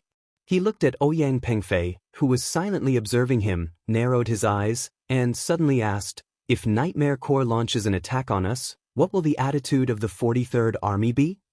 Ouyang Pengfei smiled. His smile was without any emotion. "Your Highness is the commander of the entire blockade operation. The 43rd Army will completely obey your Highness's orders." "Any orders?" Gu Qianchuan cursed in his heart. He stood up, no longer looking at Ouyang Pengfei's fake smile, and directly walked out of his command room. On one side was his own life, and on the other side was the future of his family. If it were 20 years ago, he would not hesitate to sacrifice himself to make Kunlun City go further. He also participated in the fierce battle to encircle and suppress Li Kuangtu. In fact, all the participants in that battle, including Gu Xingyun, who was already in the invincible realm at that time, had the idea of sacrificing themselves to help their families. Today, 20 years later, Gu Qianchuan had reached the invincible realm. He had stabilized his realm and even hoped to take a small step forward and stand at the peak of the Dark World. But he had long lost the courage and perseverance of those years. He was afraid of death. But he also wanted the future of Kunlun City not to be shrouded by the shadow of the Li family. So now he was not thinking about whether he should do it or not. Instead, it was how to survive after doing it. The explorer's dazzling light shrouded his figure all the way forward. Gu Qianchuan's body suddenly stiffened slightly. He slowly raised his head. In front of him, dozens of meters away, a void space was slightly fluctuating. Electric arcs, subtle enough to hide from the perception of thunder-shocking realm experts, contracted slightly in that space. They were not conspicuous, but in Gu Qianchuan's eyes, they were more dazzling than the explorer's light. Gu Qianchuan narrowed his eyes and suddenly laughed. The domain belonging to the invincible realm was fully opened in an instant. The space was forcibly distorted and turned into a vacuum. The rapidly spreading domain instantly enveloped that space. Countless electric arcs suddenly flashed for a moment, and then were completely extinguished. Gu Qianchuan's gaze fell on Xiao Mahai, the warden of the desert prison, who could not control his body in the invincible realm. His body lost gravity and floated higher and higher. Gu Qianchuan took a step forward. He crossed the distance of dozens of meters with one step. He appeared beside Xiao Mahai. Xiao Mahai stopped struggling and let his body float in the air. In the vacuum domain, he could not speak or do anything. He just looked at Gu Qianchuan with dignified eyes, but his face was extremely calm. Gu Qianchuan hated such an expression. For nearly 2 years, he had the highest power in Kunlun City, so he naturally had to contact Emperor Dong's palace, which was still under the leadership of Kunlun City in name. He had seen Li Beidian, Ning Qianxing, and many high-level officials in Emperor Dong's palace. Xiao Mahai's calm expression was almost the same as theirs. He seemed to have never taken the so-called invincible realm and Kunlun City seriously. He was calm, with a kind of indifference that he was not afraid of anything. More than once, Gu Xingyun wondered who had given these people such courage. Li Tianlan? Looking at Xiao Mahai, who was struggling weakly in front of him, Gu Qianchuan's smile and eyes gradually became a little ferocious. That little bastard can give you courage, but now, who can save you? The domain of the invincible realm quickly shrank to the size of a person in the blink of an eye. The shrinking domain shrouded Xiao Mahai's body. He was still in an environment without gravity, rising 20 meters, 30 meters, 50 meters. His figure became smaller and smaller in Gu Qianchuan's eyes until it merged with the darkness. Gu Qianchuan snapped his fingers. Snap! There seemed to be a sound of breaking in the night. The domain, including Xiao Mahai's, was instantly broken. The frenzied power suppressed his body. In midair, Xiao Mahai's body fell madly, like a straight line. Bang! In the dull sound, Xiao Mahai's body directly fell at the feet of Gu Qianchuan. The soft ground of the desert and the physical quality of the peak of the thunder-shocking realm did not make him fall to death, but the huge impact shook his internal organs and seriously injured Xiao Mahai in an instant. A mouthful of scarlet blood sprayed from his mouth. He put his hands on the ground and tried to stand up. Gu Qianchuan came over and stepped on his head. Half of Xiaomahai's head was directly stepped into the yellow sand by this powerful and heavy foot, stained with blood, which was shocking. Gu Qianchuan looked down at this scene and enjoyed it. He said with a smile, "It's so late. Where do you want to go?" About the divine retribution and divine punishment. This motherf **. I made a mistake. I have to admit that I really forgot that the divine punishment had been broken when I was in the polar region, and it was discovered after a few days. I can't change it. I sincerely apologize. This is a bug, but it's hard to fix. I'll try not to write these two swords in the future. In fact, I personally like them very much. Chapter 850. When he opened his eyes, the plane was still in the sky. The large cabin was full of people, and it was quiet. Lin Yuxian observed the comrades around him who were about to fight side by side. He breathed a sigh of relief and lowered his head to wipe the blade in his hand. Beihai, the Lin clan, and the Li family. These three families had always been the pinnacle of swordsmanship in the Dark World for hundreds of years. No matter in which era, the supreme swordsman must come from these three places. For swordsmanship, the three families also had different understandings. Even the Li family, which was of the same origin as the Lin clan, had different emphasis on the same unique skill. Beihai valued momentum, the Li family valued intent, and the Lin clan valued state of mind most. Therefore, Lin Yuxian's meditation time had always been very short, but the effect had always been excellent. When the plane flew over the southwest province, he was the first to open his eyes after meditating before the war. His spirit reached its peak at the moment he opened his eyes. It was difficult to break through the blockade outside the desert. No one could deny this. Gu Qianchuan was an invincible realm expert with a murderous weapon. He was definitely not someone he could deal with now. Lin Yuxian was also clear about this. The possibility of breaking through the blockade was not high, but it did not mean that there were no variables.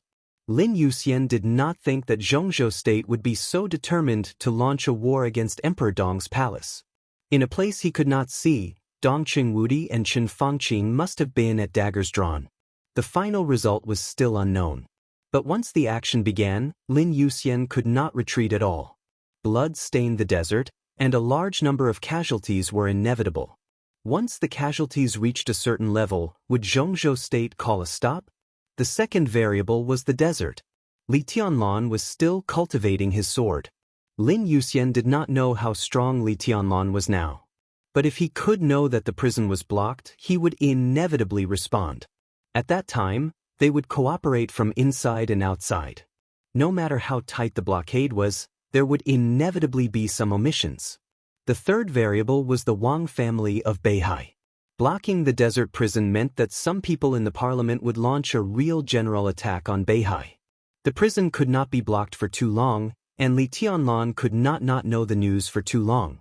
The main purpose of Zhongzhou state blocking the prison was to make Mount Dibing lose a super heavyweight ally when dealing with the Wang family of Beihai. But before Li Tianlan broke through, Beihai would inevitably face the final battle. Beihai naturally understood this as well, so they would definitely take action during the lockdown operation. At this time, Lin Yuxian knew very well that his father, Lin Fengting, was playing in Beihai. This matter concerns Emperor Dong's palace and Beihai. Will my father take action? These 3 points might seem illusory, but the most important fourth point was the most realistic. No matter what, it was impossible for the officers and soldiers at the blockade line to defend to the end. Emperor Dong was no longer a nobody, and neither was Li Tianlan. The military order was for them to appear on the front lines, but among the tens of thousands of soldiers, perhaps no more than 30% of them actually dared to fight to the death. The Prince Group, the Special Warfare Group, all kinds of conflicts of interest, each with their own thoughts, their command and deployment in the state of war would inevitably have all kinds of problems. Although the number of the Nightmare Corps was small, they obeyed orders. Whether it was cohesion or average quality, they were far superior to the soldiers on the blockade line.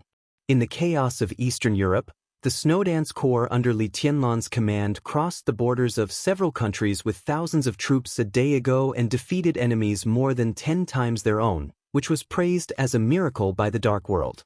Lin Yuxian also wanted to create such a miracle and let the whole dark world know that Zhuanyuantai was about to open. It was revived in his hands. Lin Fengting's arm, which was wiping the sword edge, stopped and was in a daze. A bottle of ice-cold drink was passed to him.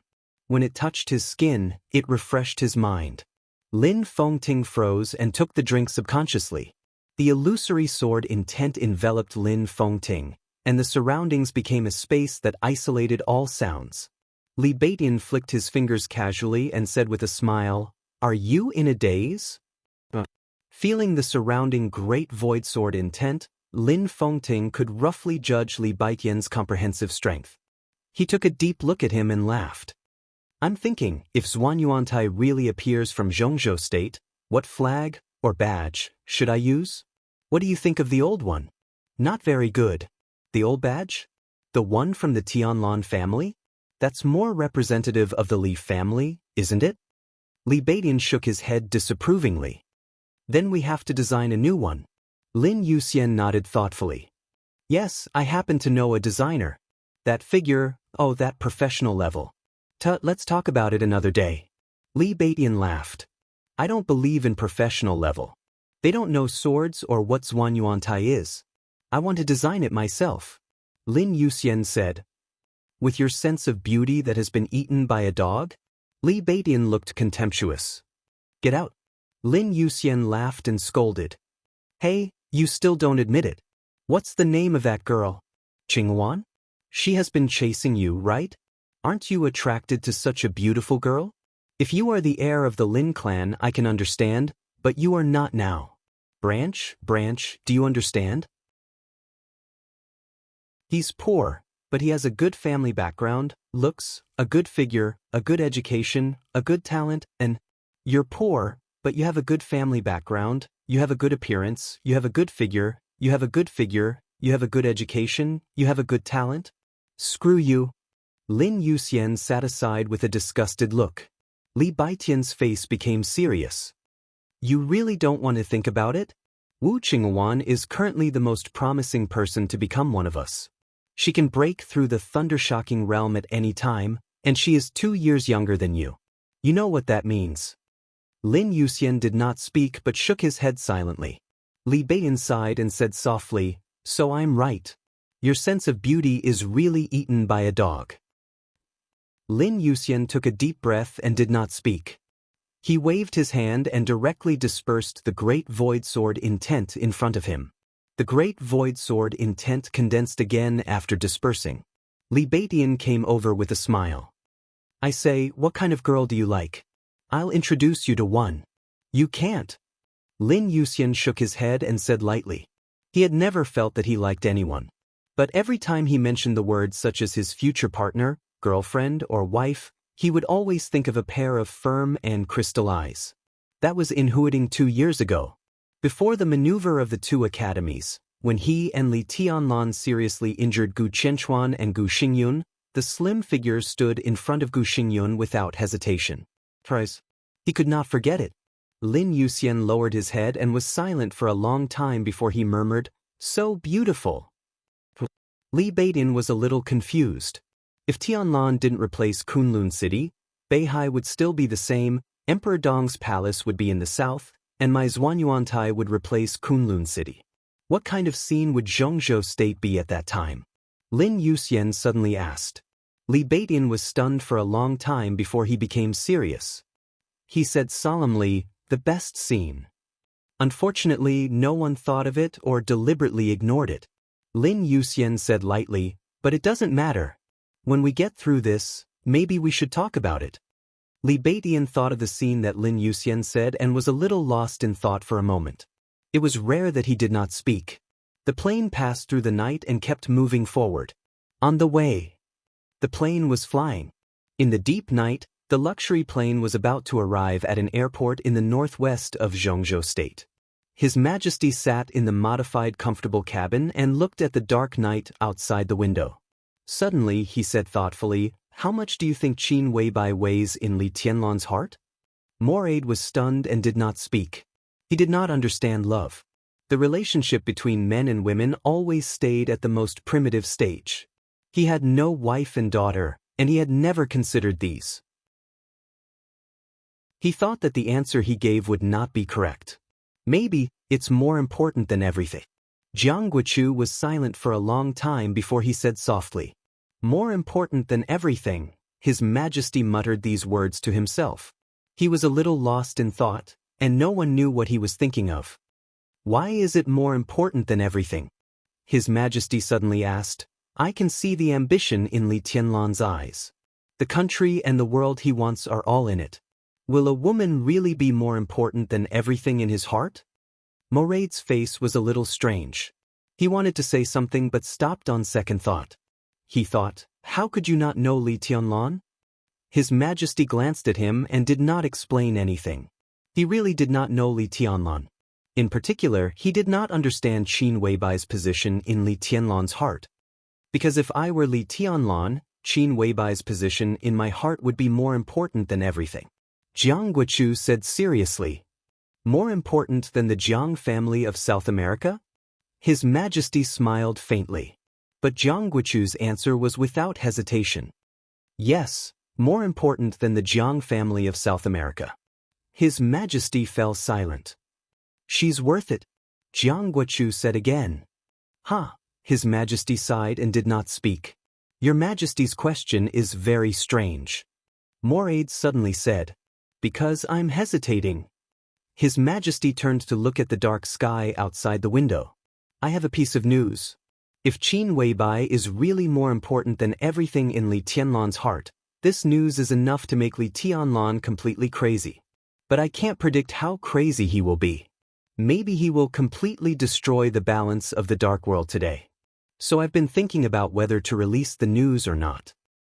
So Your Majesty hasn't decided whether to do this or not? Jiang Guochu asked. It's too intense. I don't like it. I prefer to do it step by step. His Majesty shook his head. But if there's no other way, it's not impossible to consider doing this. The plane dived and landed slowly. So we're here now. Go to a place with me. His Majesty narrowed his eyes and smiled softly. If this trip goes well and we can kill Li Tianlan with the help of the general trend of the dark world, that's the best. If not, he shook his head and laughed strangely again. That news, hee ha. Chapter 851. Lin Fengting was easy to find. Being in Beihai province and not deliberately hiding his whereabouts, with the strength of Mount Dibing, it was almost a matter of minutes to find a person in the whole province. He was fishing in Autumn Mountain. Autumn Mountain was not a tourist attraction in Beihai. The mountain was small and not high. There were not many things worth seeing. The only commendable thing was that there was a small reservoir on the mountain, which was not open to the public on weekdays. The water used to irrigate the flowers and plants on Mount Dibing basically came from there. Qiu Shan was the neighbor of Mount Dibing. It was more like a guard silently guarding Mount Dibing. Lin Fengting's tour was really comprehensive. From autumn to winter, he visited all the places worth visiting in Beihai. After going around, he finally returned to the vicinity of Mount Dibing. He liked Qiu Shan very much. He vaguely remembered the place where he fished for the first time when he was young. It was this small reservoir. He was still a child then. Beside him were Wang Tianzong and Li Guangde.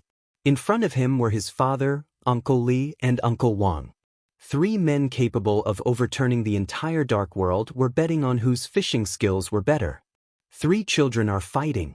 The winner could fish with the 3 adults. The loser was responsible for roasting the fish. At that time, it was Wang Tianzong who roasted fish most of the time, and Li Guangde always won. Lin Fengting would steal the fish that Li Guangde caught and put it in his father's basket when Li Guangde was not paying attention. During that season, the scenery of spring was gorgeous, and fresh flowers covered the mountains and plains. The adults, children, fishing rods, and water carried indifference and tranquility that seemed as if it didn't belong to the mortal world. In this season, the cold wind was blowing, and the snow was flying. The fishing rod was still there, and the reservoir was still there, but everything had changed. When Wang Shengshao walked up to him, Lin Fengting was smiling. He seemed to be recalling something.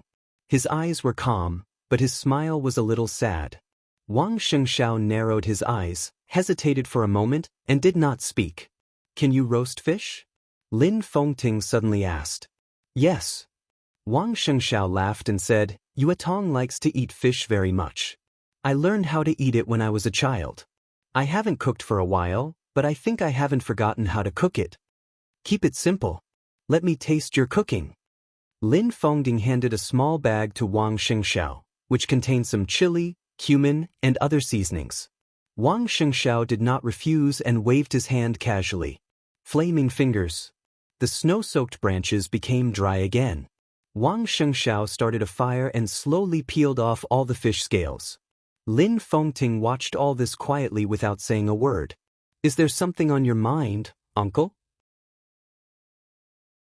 Wang Shengshao lowered his head and asked casually. Lin Fengting said lightly, I just feel that I'm a little pathetic. Pathetic? Wang Shengshao raised his eyebrows. Those who can't let go of the past are the most pitiful. Lin Fengting said indifferently, I know this, but I can't let it go. Isn't that even sadder? Wang Shengshao smiled bitterly and said nothing. I was once friends with your father and Li Kuang too, the best of friends. Lin Fengting said softly, I only have 2 friends in my life, and they are them. So when the Li family was destroyed, your father and I were estranged. I didn't want to see him destroy the Li family, and I didn't want to see the Li family destroy him either. I was caught in the middle and wavered. In the end, it was just because I couldn't let it go. Wang Shengshao grilled the fish carefully, sprinkling seasonings evenly. He wanted to say something but stopped on second thought. This time I walked through Beihai again, and I had a lot of feelings. Now that I'm back here, it's the beginning. That's where it all started. I never understood why my good brothers would suddenly become like this. I also didn't understand why they could just let it go so easily. Only now do I understand. Perhaps it's not letting it go, but there are some things once done, there's no turning back. Lin Fengting laughed. Many years ago, I met Tianzong here for the first time. Today, many years later, I'm back here to say goodbye to Beihai and the past. Maybe the Lin clan should make some changes in the future. Wang Shengxiao's face suddenly became serious. Uncle, do you mean that the Lin clan wants to enter the secular world? It doesn't matter. Lin Fengting said quietly, what's important is that Chen Fangqing is too intense. I approve of what you're doing now. A leader should act like a leader. When you stand in that position, the most important thing is to be able to tolerate others. In this regard, Li Huaqing is much better than Chen Fangqing. I understand their mentality and scruples, but I won't agree. After this incident, I can give them the balance that Zhongzhou state wants. Wang Shengshao grilled the fish silently for a long time. The aroma of the barbecue spread on the snowy autumn mountain. Wang Shengshao handed the first grilled fish to Lin Fengting. Lin Fengting did not take it. He said with a smile, your cooking is worse than your father's. Can my father grill fish too? Wang Shengshao was a little surprised. My mother used to cook it. It was delicious. Ah, I forgot. Lin Fengting was a little absent-minded. He hasn't done this for many years. On Autumn Mountain many years ago, when the 3 children became 4, the adults were still fishing, and the children were still fighting. As for the girl who joined them, now that he thought about it carefully, the number of times she won and the number of times she lost seemed to be the same. Lin Fengting smiled and stood up. He did not take the grilled fish from Wang Shengxiao's hand. It smelled delicious, but in his opinion, it had no taste. Let's go, he said. Uncle, please wait. Wang Shengxiao stood up with the fish. Lin Fengting paused and turned back to look at Wang Shengxiao. Uncle, what do you think about the blockade of the desert? Wang Shengxiao asked seriously. This should be your concern. Zhongzhou state has blocked the desert and intends to trap Tianlan. Their general attack on Beihai is about to begin. It's a place of trouble. It's meaningless for me to stay here. He had never intended to get involved in this matter from the beginning. This was a matter between Zhongzhou state and Beihai. No matter who won or lost, he only intended to look on coldly. It was impossible for him to intervene in this matter. Because the Lin clan would make some changes in the future. Because of the new balance. He had to give a relatively clear attitude. I won't beg you to stay in Mount Dibbing, but I hope you can do me a favor. Wang Shengshao said. Lin Fengding made a sound, neither too light nor too heavy. I hope you can go to the desert. I don't think it's necessary for the desert prison to be blocked. After all, this is a matter between me, Li Tianlan, and Zhongzhou State. Beihai is facing not only a war but also a feast. Emperor Dong's palace should not be absent. Wang Shengshao said blandly. Lin Fengting smiled and was silent for a long time. I need a reason, he said quietly. This reason was not persuaded by Wang Shengshao. It was a reason for him to avoid the hostility of Zhongzhou State. Thinking of what he had just said, Wang Shengshao seemed to understand something and said in a deep voice, Qin Weibai is the best reason. Qin Weibai was, the patriarch of the Lin clan was now blocked in the desert. This was indeed the best reason. Lin Fengting smiled and nodded. Let's go. He slowly turned around, and his figure suddenly disappeared in front of Wang Shengshao. Wang Shengshao watched him leave and didn't speak for a long time. In the slight sound of footsteps, the figure of the enchantress came from the depths of the forest and said respectfully, Patriarch, did he agree? He has no reason to refuse. Wang Shengshao said softly, whether for the Lin clan or for Emperor Dong's palace, he will go. Asking Lin Fengting to break through the blockade of the desert prison. This was Wang Shengxiao's action. As soon as he made a move, it was almost a real fatal move. Of course, he knew that Zhongzhou State's general attack on Beihai was about to begin. At this time, he didn't intend to waste any time, nor did he want to make unnecessary tests.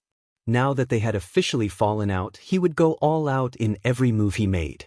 The blockade of the desert prison couldn't stop Lin Fengting. Even if Lin Fengting was seriously injured, he was still worthy of being the top expert in the dark world. As long as he wanted to. No invincible realm expert or murderous weapon could stop him. Beijiang, Gaomi City. In the deep night, an ordinary-looking black car slowly stopped in a villa area that looked like it had been around for a long time. His Majesty, who had traveled from Europe to the airport and then went straight from the airport to here, looked at the mostly silent lights in the villa area, narrowed his eyes, and smiled. It's probably here. What is this place? Moraid looked at the villa area outside the window and was a little surprised. Who knows? His Majesty's voice was soft. Maybe it's a place that can change this era. Get out of the car. He pushed the door open. Moraid and Jiang Guochu followed behind him, one on the left and one on the right, looking around curiously. A domain that was vaguely similar to starlight spread over and completely enveloped the two of them. The figures of the three of them suddenly disappeared into the night. The three of them walked slowly under the eyes of the security guards at the entrance of the villa area. After searching for a while in the not-so-small villa area, they found a detached villa in the corner that would not attract anyone's attention. Number 17, it's here. His Majesty said softly. Should we knock on the door? Moraid asked. No need. His Majesty shook his head, walked into the courtyard of the villa, and waved his hand. With a slight sound, the entire door of the villa instantly turned into countless powder and scattered in the night sky. The first thing that appeared in Moraid's eyes was a pair of ladies' underwear that looked very pure but seemed to be fished out of the water. Moraid's expression was a little strange. There were scattered clothes everywhere in the villa. From the porch to the living room. Coats, underwear, long skirts, shirts, and messy clothes kept spreading. On the stairs, sexy high heels and a pair of men's leather shoes were casually thrown there. His Majesty looked at this scene and seemed a little surprised. He whistled and laughed. Is it so interesting? Moraid scratched his head and followed His Majesty to the master bedroom. Vaguely, an incomparably lazy and sweet voice came from the master bedroom. It was melodious, charming, and soul-stirring. His Majesty narrowed his eyes and laughed. Such a professional voice. It's really exciting.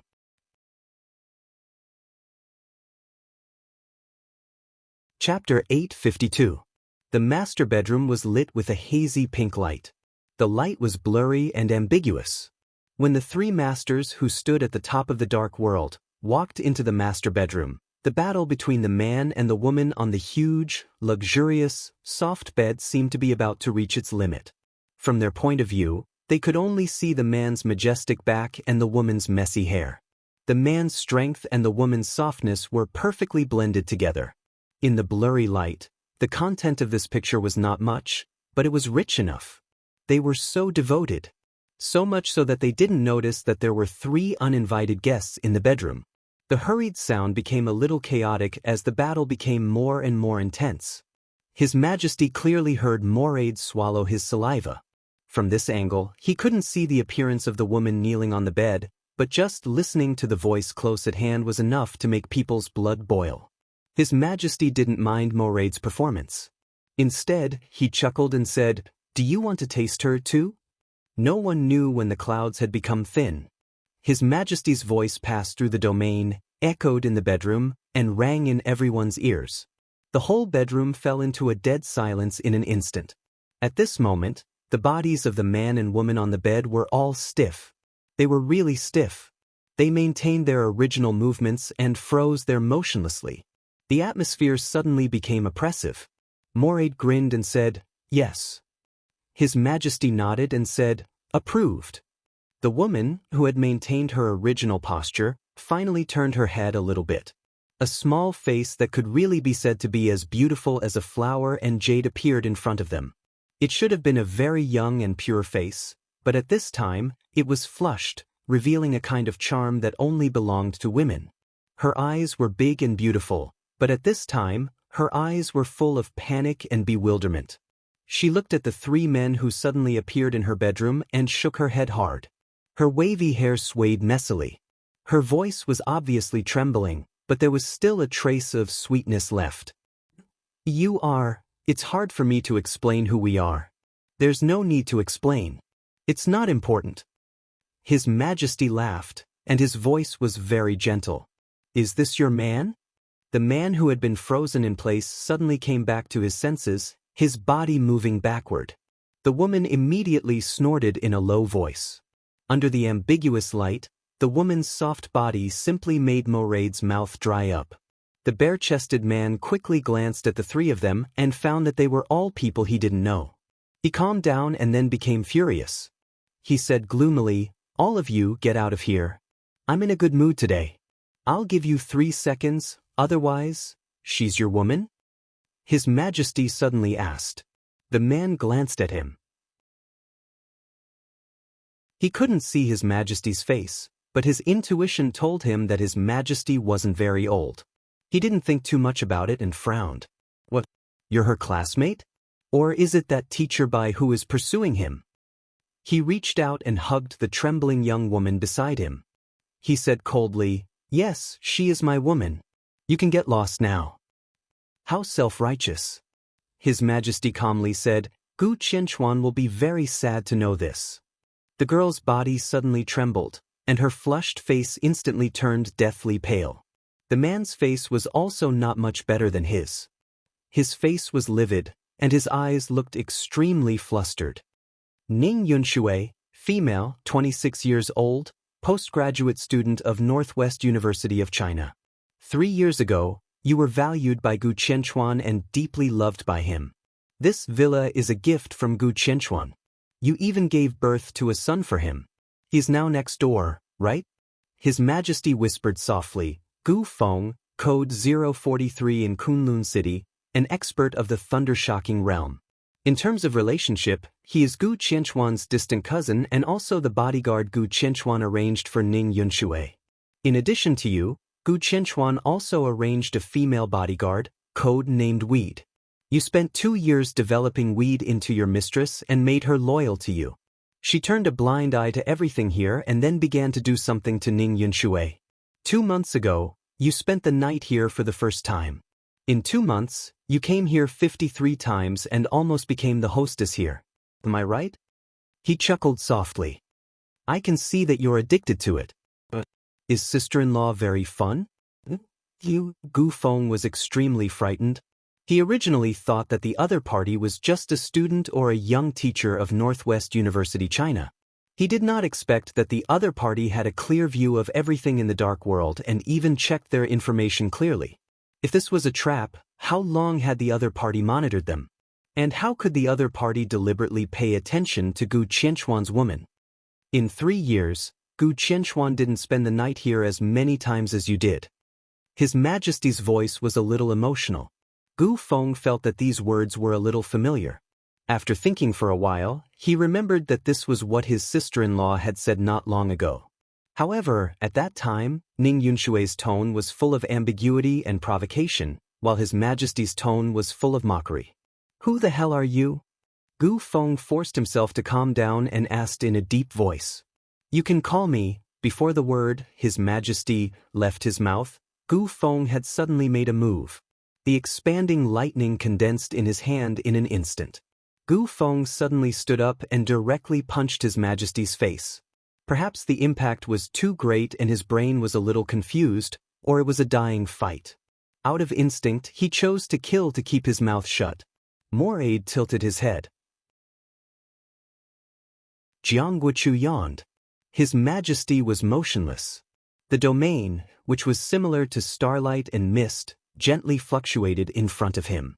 The starlight domain touched the lightning in Gu Feng's hand.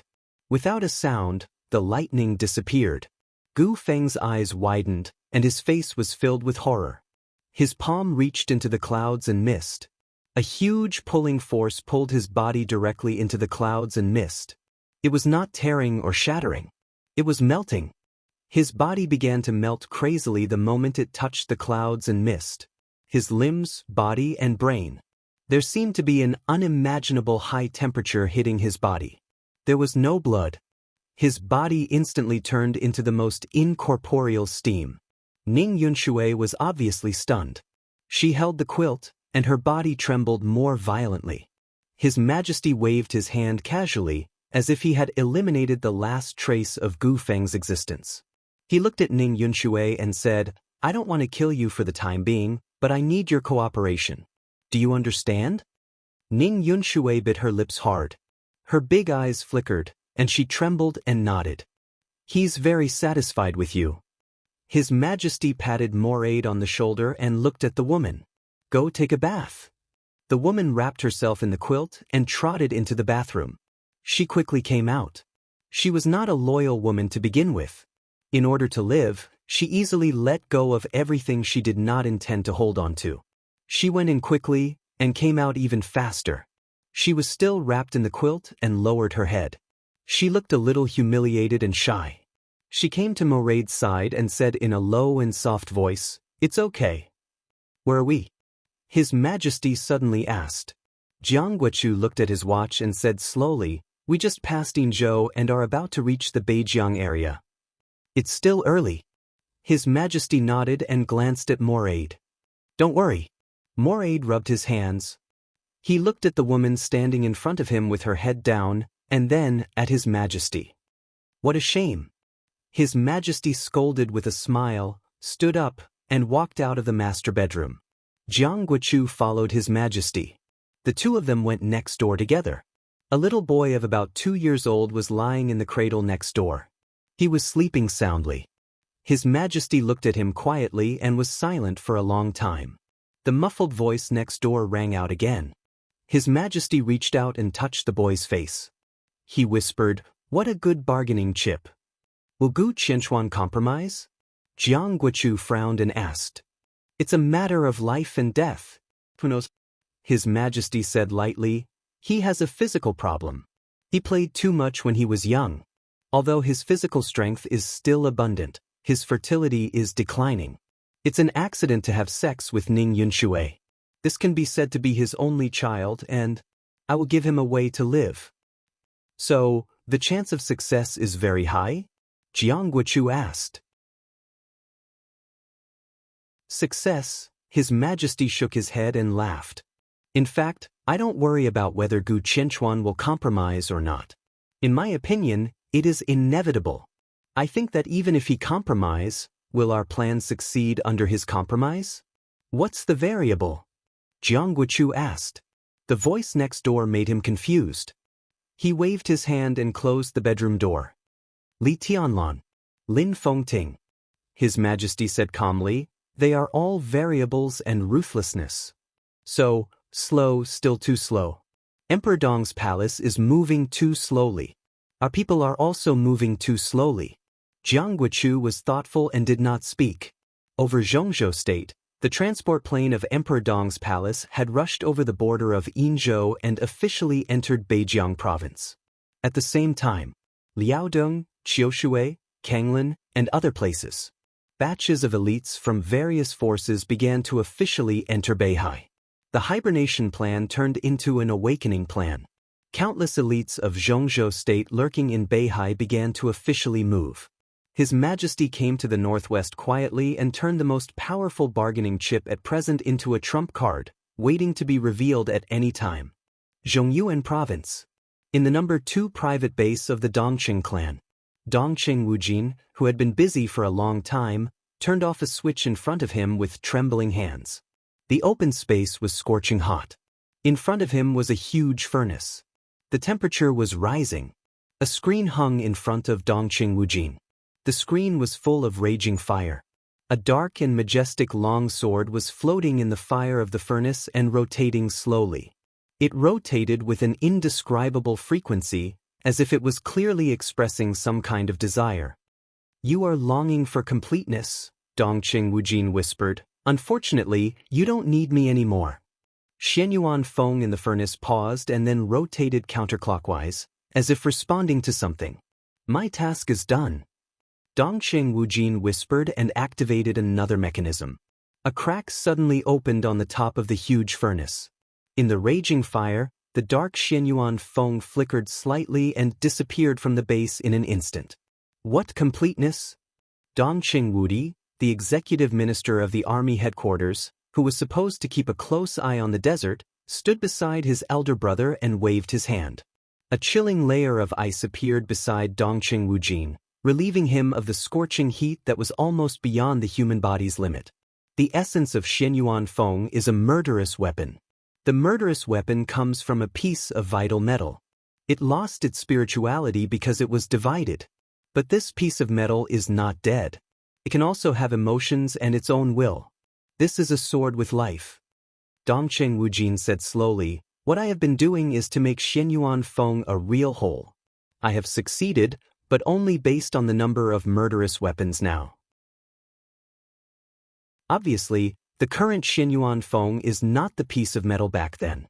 So, Dongqing Wudi raised his eyebrows. So it is pursuing real completeness. It is instinct.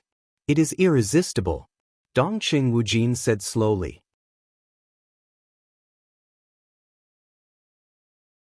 Chapter 853. The bonfire burned in the mountain forest at night, dispelling the darkness and chill around it. The soft and melodious sound of the guitar rang out unhurriedly. Tents were set up around it, and more than a dozen young men and women surrounded the bonfire, enjoying a midnight snack. All of them looked like students. The combination of men and women was almost perfect. They snuggled up to each other, and the scene looked extremely harmonious.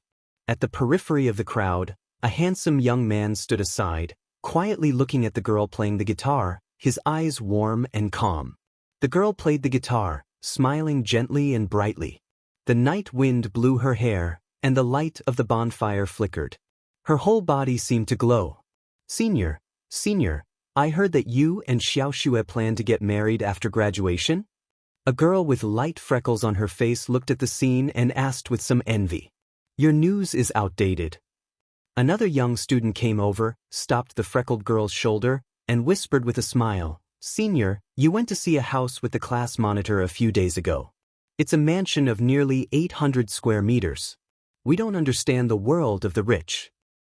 You still have the cheek to say that? The freckled girl rolled her eyes at her boyfriend. When are you going to take me to see a house? I don't want 800 square meters. Do you have a small house of 80 square meters? The boy smiled and scratched his head. The house price in my hometown is not so high, so I bought a big house.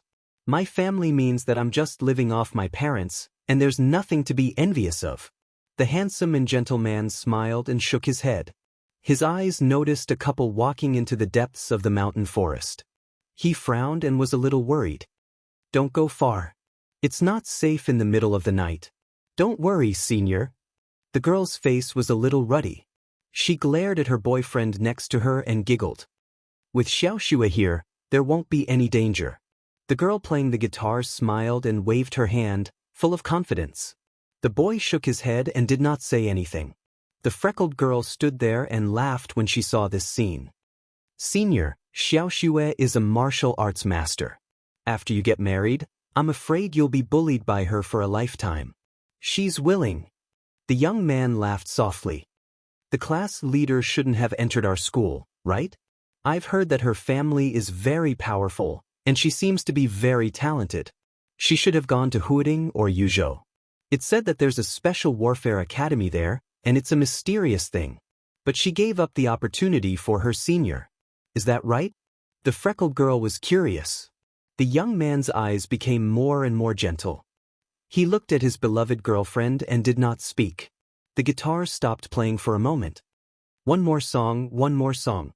The surrounding young students began to cheer and applaud. The girl, whose strength was completely above everyone but was not arrogant at all, smiled shyly and gently. She glanced at her boyfriend, tilted her head, and said with a smile, "Let's play another song." The guitar continued to play amidst the applause. The girl's voice was ethereal and sweet. On the banyan tree by the pond, she sang softly, but her sweet voice stopped abruptly in an instant. Everyone looked at her in surprise. The girl named Xiaoshue's face instantly turned extremely pale. Her gentle eyes suddenly became extremely frightened, and her whole expression seemed to be a little distorted. The young man who noticed this scene walked directly to her without thinking. What's wrong? Look, a meteor. The freckled girl suddenly pointed to the sky and cried. Everyone raised their heads. The night sky seemed to brighten for a moment. Through the sparse winter forest, at the end of the sight, a ray of light suddenly crossed the sky. No one knew how far it was. But everyone noticed the ray of light. The bright moon and the bright stars all seemed to dim at the moment when the ray of light appeared. The ray of light seemed to tear the sky apart and kept flashing at an unimaginable speed. The meteor crossed the night sky. The next moment, the ray of light had flown over their heads from the very distant night sky. A colorful line seemed to be vaguely left behind in the night sky. The next second, the ray of light went away in a flash and disappeared directly from everyone's sight. So beautiful! After an unknown period of time, someone murmured softly. Then, his body subconsciously trembled. Everyone suddenly felt so cold. The whole forest and the whole world seemed to be filled with a kind of ghastly coldness. The girl named Xiaoxue, who should have entered the Sky Academy or the Deep Sea Academy a few years ago, collapsed in her boyfriend's arms and had no strength at all. The meteor had passed. But her eyes were still terrified to the extreme, and she couldn't say a word. Ordinary people might just feel very cold. But she knew very well what this coldness meant. This was sharpness. Unparalleled sharpness. Yen and Zhao valued martial arts. As a barrier near Yuzhou, Yen and Zhao's martial arts had always played a very important role in Zhongzhou State. One of the double walls of Sai City, Drifting Cloud, the director of Yuzhou Special Operations Bureau. Hua Qingfeng, the sect master of the Shadow Sect. Han Chongyang, the Yin and Yang sword master of Mount Shu. The enchantress of the Wang family of Beihai. And so on. Many of the roles of the backbone of the special warfare system in Zhongzhou State were from Yen and Zhao. Yen and Zhao did not have a famous martial arts force in the Dark World like Jade Pool in Mount Shu. But in such a large province, there were many martial arts families. The masters of the families were at least experts at the peak of the fire-flaming realm, and many of them were in the thunder-shocking realm. When these people gathered together, their strength was extremely impressive.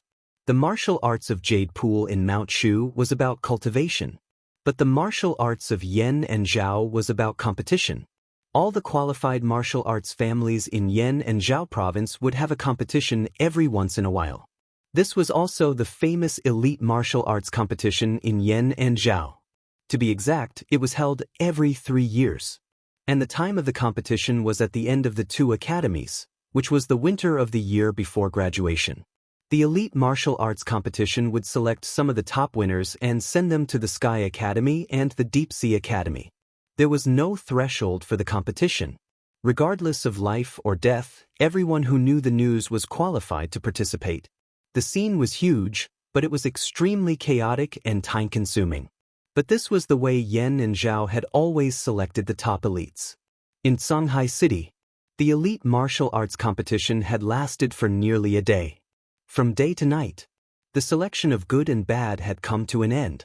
The rest was the battle between the elites. On the edge of the huge martial arts arena, the patriarchs of many families sat there with different expressions, waiting for the judges to count the results. In the middle of the patriarchs, an old man looked at his grandson standing in front of him with a smile and whispered, "You did well today. Keep it up." The young man nodded calmly. Junzi is really good. In this generation, his strength can be regarded as the top, and he is no worse than his brother. A middle-aged patriarch beside the old man smiled and said, "By the way, Junzi, I heard that your brother is doing well in Emperor Dong's palace? Is he going to break through to the peak of the fire-flaming realm?" He turned to the old man with an imperceptible flattery in his eyes and said with a smile, "Mr. Qi, when your grandson becomes a senior in Emperor Dong's palace, don't forget us ordinary people." "Don't say that." In terms of martial arts talent, the 2 brothers are really... The old man's laughter suddenly stopped, and the next moment he suddenly jumped up. His movement was so violent that he staggered and almost fell to the ground. A few seconds later, almost all the patriarchs of the aristocratic families stood up in shock and looked at the sky in the distance. There was a light in the distant night sky. From south to north, the bright and almost dazzling light kept flashing in the sky. One second, it was on the southern edge of the city. The next second, it had directly penetrated the sky above the entire city.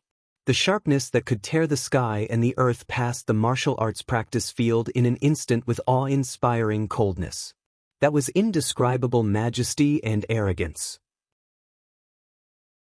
At this moment, all the patriarchs of the martial arts families in Yen and Zhao froze on the spot and did not dare to move. From south to north, the light almost flew over the sky of Shanghai City in an instant and then disappeared in the distance. The whole martial arts practice field was dead silent. Everyone was immersed in the flash of light. It was not shock. It was real fear. When fear reached the extreme, all the senses would become extremely pure. There were people at the peak of the fire-flaming realm, at the peak of the thunder-shocking realm, and Mr. Qi was an expert a half-step to the invincible realm. However, everyone only had one thought when facing that ray of light.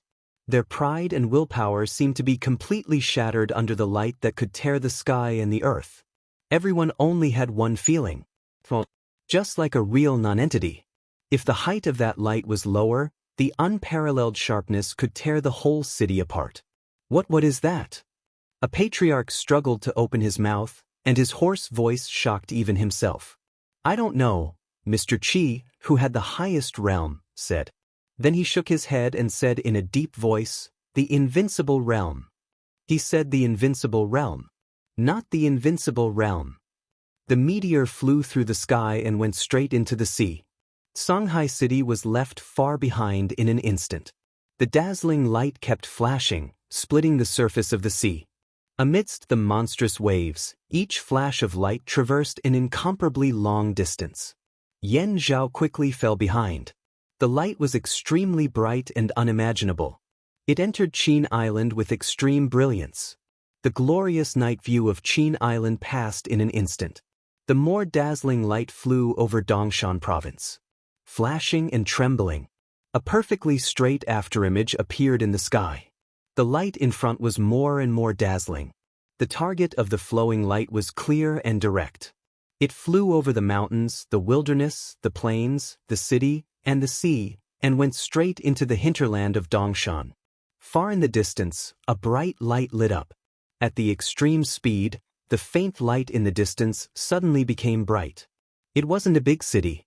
Under the blurred lights, the whole city looked so leisurely that it was almost unorganized. This inland city was called Qingzhou. The flowing light flashed and suddenly became extremely dazzling. It was so small, but so dazzling as if it had the supreme glory. In the next second, almost everyone in the city of Qingzhou saw this ray of light. The light crossed the sky, with thousands of meters of light, and directly covered the whole city in the blink of an eye. Falling stars and falling moons. It was extremely dazzling. It disappeared in an instant. There had never been such a majestic and dazzling light in the world. The brilliant sword light was unparalleled in the world.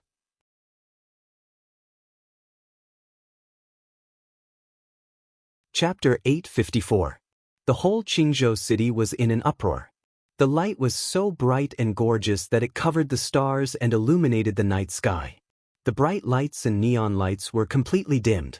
It flew across the sky and suddenly seemed to be the only color in the world. Then it disappeared over Qingzhou city. Or rather, it fell. Everyone was extremely curious about what it was and where it came from, and why it disappeared over Qingzhou. The process was extremely short, but someone happened to take a photo. In the vast night sky, the colorful light appeared in the photo, and it seemed to amaze the whole world. As a senior astronomy enthusiast, He Ishui could be said to be one of the first people to discover the light. She saw the light through the telescope she bought with a lot of money. It was so clear and yet so blurry. The professional telescope barely captured the constantly flashing picture of the light. She couldn't see what was in the light, but she could appreciate its posture more clearly than most people. It was as if it was gliding through the night sky with grace and speed. Every time the light flickered, it would cross thousands of meters of the night sky, leaving an unimaginable trail of light in the air. It was moving forward in a straight line, so focused and so persistent. The light flashed and disappeared in an instant. He Ishui was a little upset, and then she became a little excited. She picked up her mobile phone, opened the address book, and sent a voice message to her best friend. Mutong, did you see that? That meteor is so beautiful. It should be a very rare meteor. I have a video here. If you didn't see it, I'll send you a copy.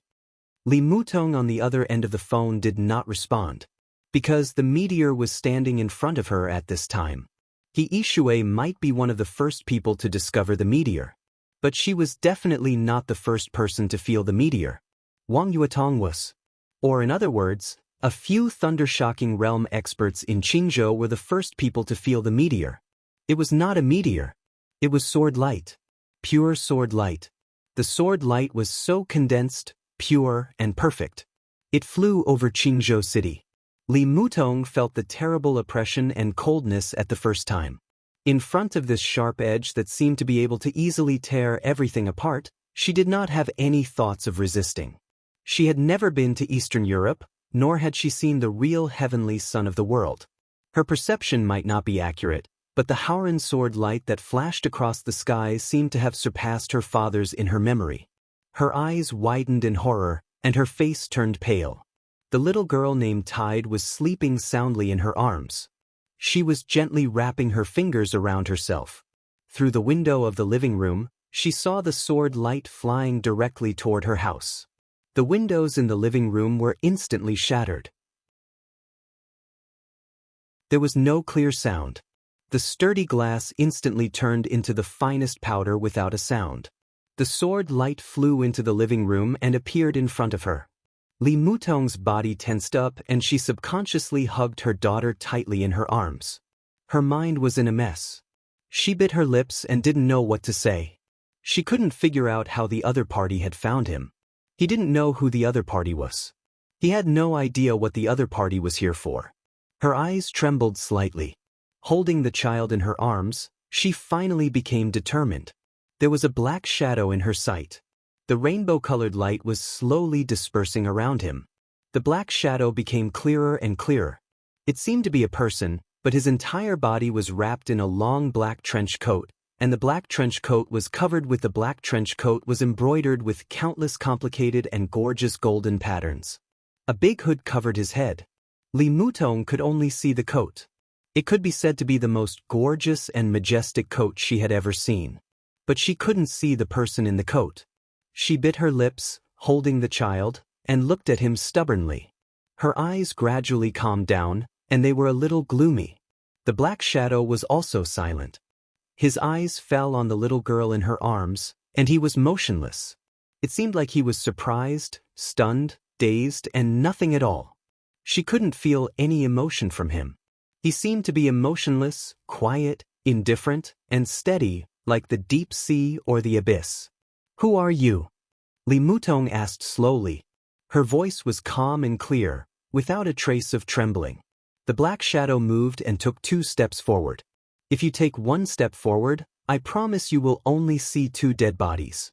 Wang Yuetong said calmly, "I don't know who you are, and I don't know what you want to do. But you can't get anything from me, and you can't use me to threaten my family and him."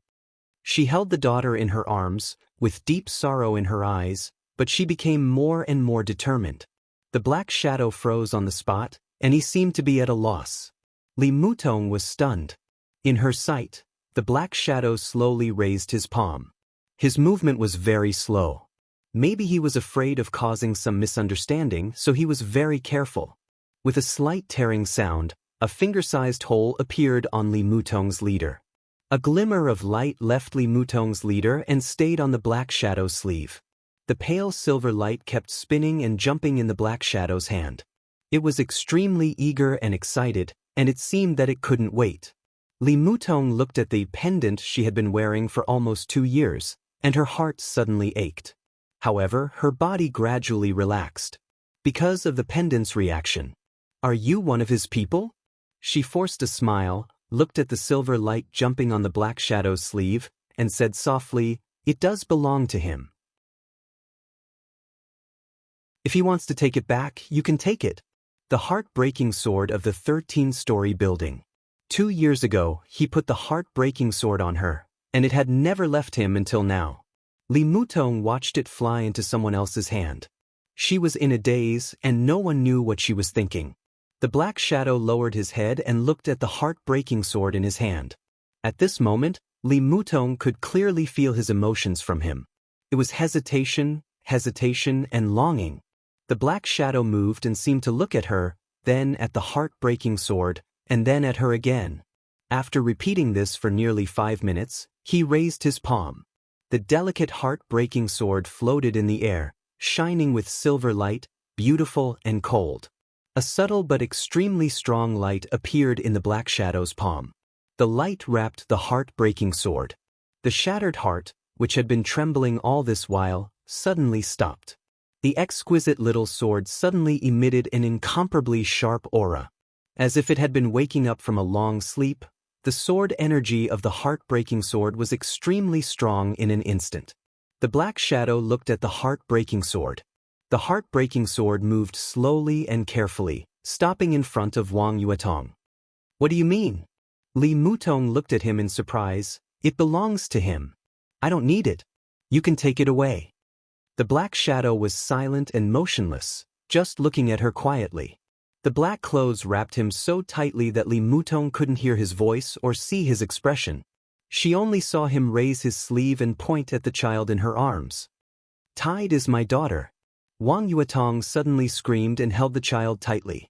It seemed that because she was holding the child too hard, Tide's little body trembled slightly, and she struggled to cry. The black shadow was obviously a little flustered. He raised both sleeves and waved them randomly. A stream of air appeared in the living room. The gentle and steady stream wrapped the little girl. Li Mutong stretched out her palm. Tide, who was in distress, came directly to the black shadow. Li Mutong seemed to have completely broken down in an instant. "Give my child back to me." Her voice was a little desperate, with a hint of pleading. The black shadow looked down at Tide. The big one and the little one looked at each other. From this angle, the little girl seemed to be able to see his face. No one knew what the little girl saw. Tide's crying gradually disappeared, and then she giggled very happily.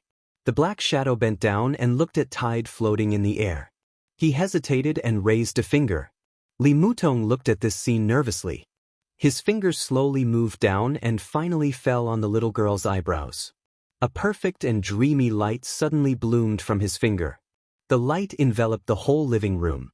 Wang Yuetong stood up subconsciously, trying in vain to stop something. Tide's laughter was still ringing in her ears. In the colorful light, it looked extremely dreamy. The light expanded and then faded away quickly. Tide's laughter didn't stop, and he sounded extremely happy. Li Mutong's palms slightly sank. The little girl returned to her arms, and a little hand grabbed her neckline. Li Mutong was relieved and held the little girl tightly. The light disappeared completely. The black shadow was still standing there. His aura had obviously dropped by a notch. Li Mutong was stunned and looked down at her daughter in her arms. There was a tiny but extremely beautiful mark left between the little girl's eyebrows. It was like an almost imperceptible diamond-shaped crystal, shining with colorful light in the light. Her fingers gently touched the crystal and she felt warmth. But inside the crystal, she clearly sensed a sharpness that could destroy everything. If this was an amulet, it could be said that this amulet was unique in the whole dark world. Wang Yuetong looked at the black shadow in a daze. She couldn't refuse such a gift, because from this moment on, her daughter had a power that no one could hurt her. Her rosy lips moved and she whispered, "Thank you." The black shadow, whose breath had obviously dropped, stood there blankly. He didn't look tired, and he just quietly looked at Tide in Li Mutong's arms. "Don't tell him." Li Mutong whispered, "I'm begging you. Don't tell him." The little girl in Wang Yuetong's arms giggled and reached out her little hand toward the black shadow, as if she wanted to grab him. The black shadow took a few steps back. Li Mutong was stunned and stood up subconsciously. In her sight, the black shadow backed out of the broken window and suddenly fell from the 5th floor. That gorgeous black windbreaker spread out in the air to its heart's content. The 4th floor, the 3rd floor, the 2nd floor. Flashing. A stream of dazzling flowing light suddenly lit up the entire Qingzhou. The flowing light flew high in the sky and appeared in the sky that Li Mutong could see. Then it flashed again and instantly left the Qingzhou city. All the way to the north.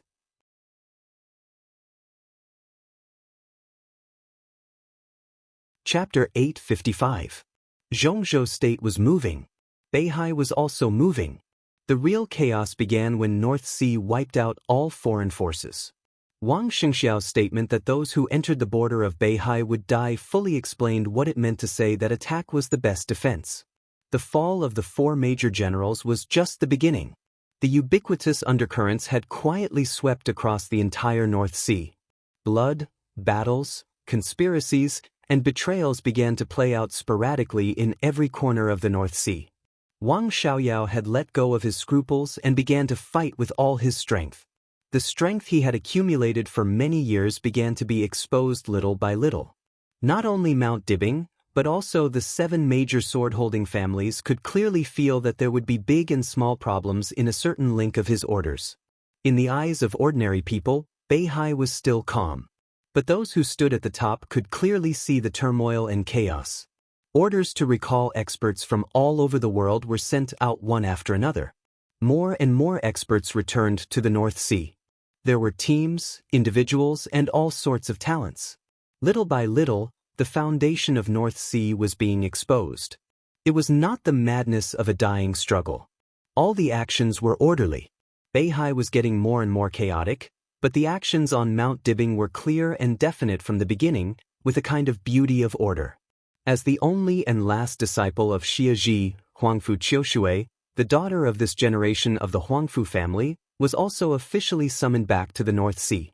This girl, who once had the courage to fight with Li Tianlan at the same realm, had now become an influential figure in the Sky Academy and the Deep Sea Academy. Li Tianlan and Wang Xingxiao were equally young.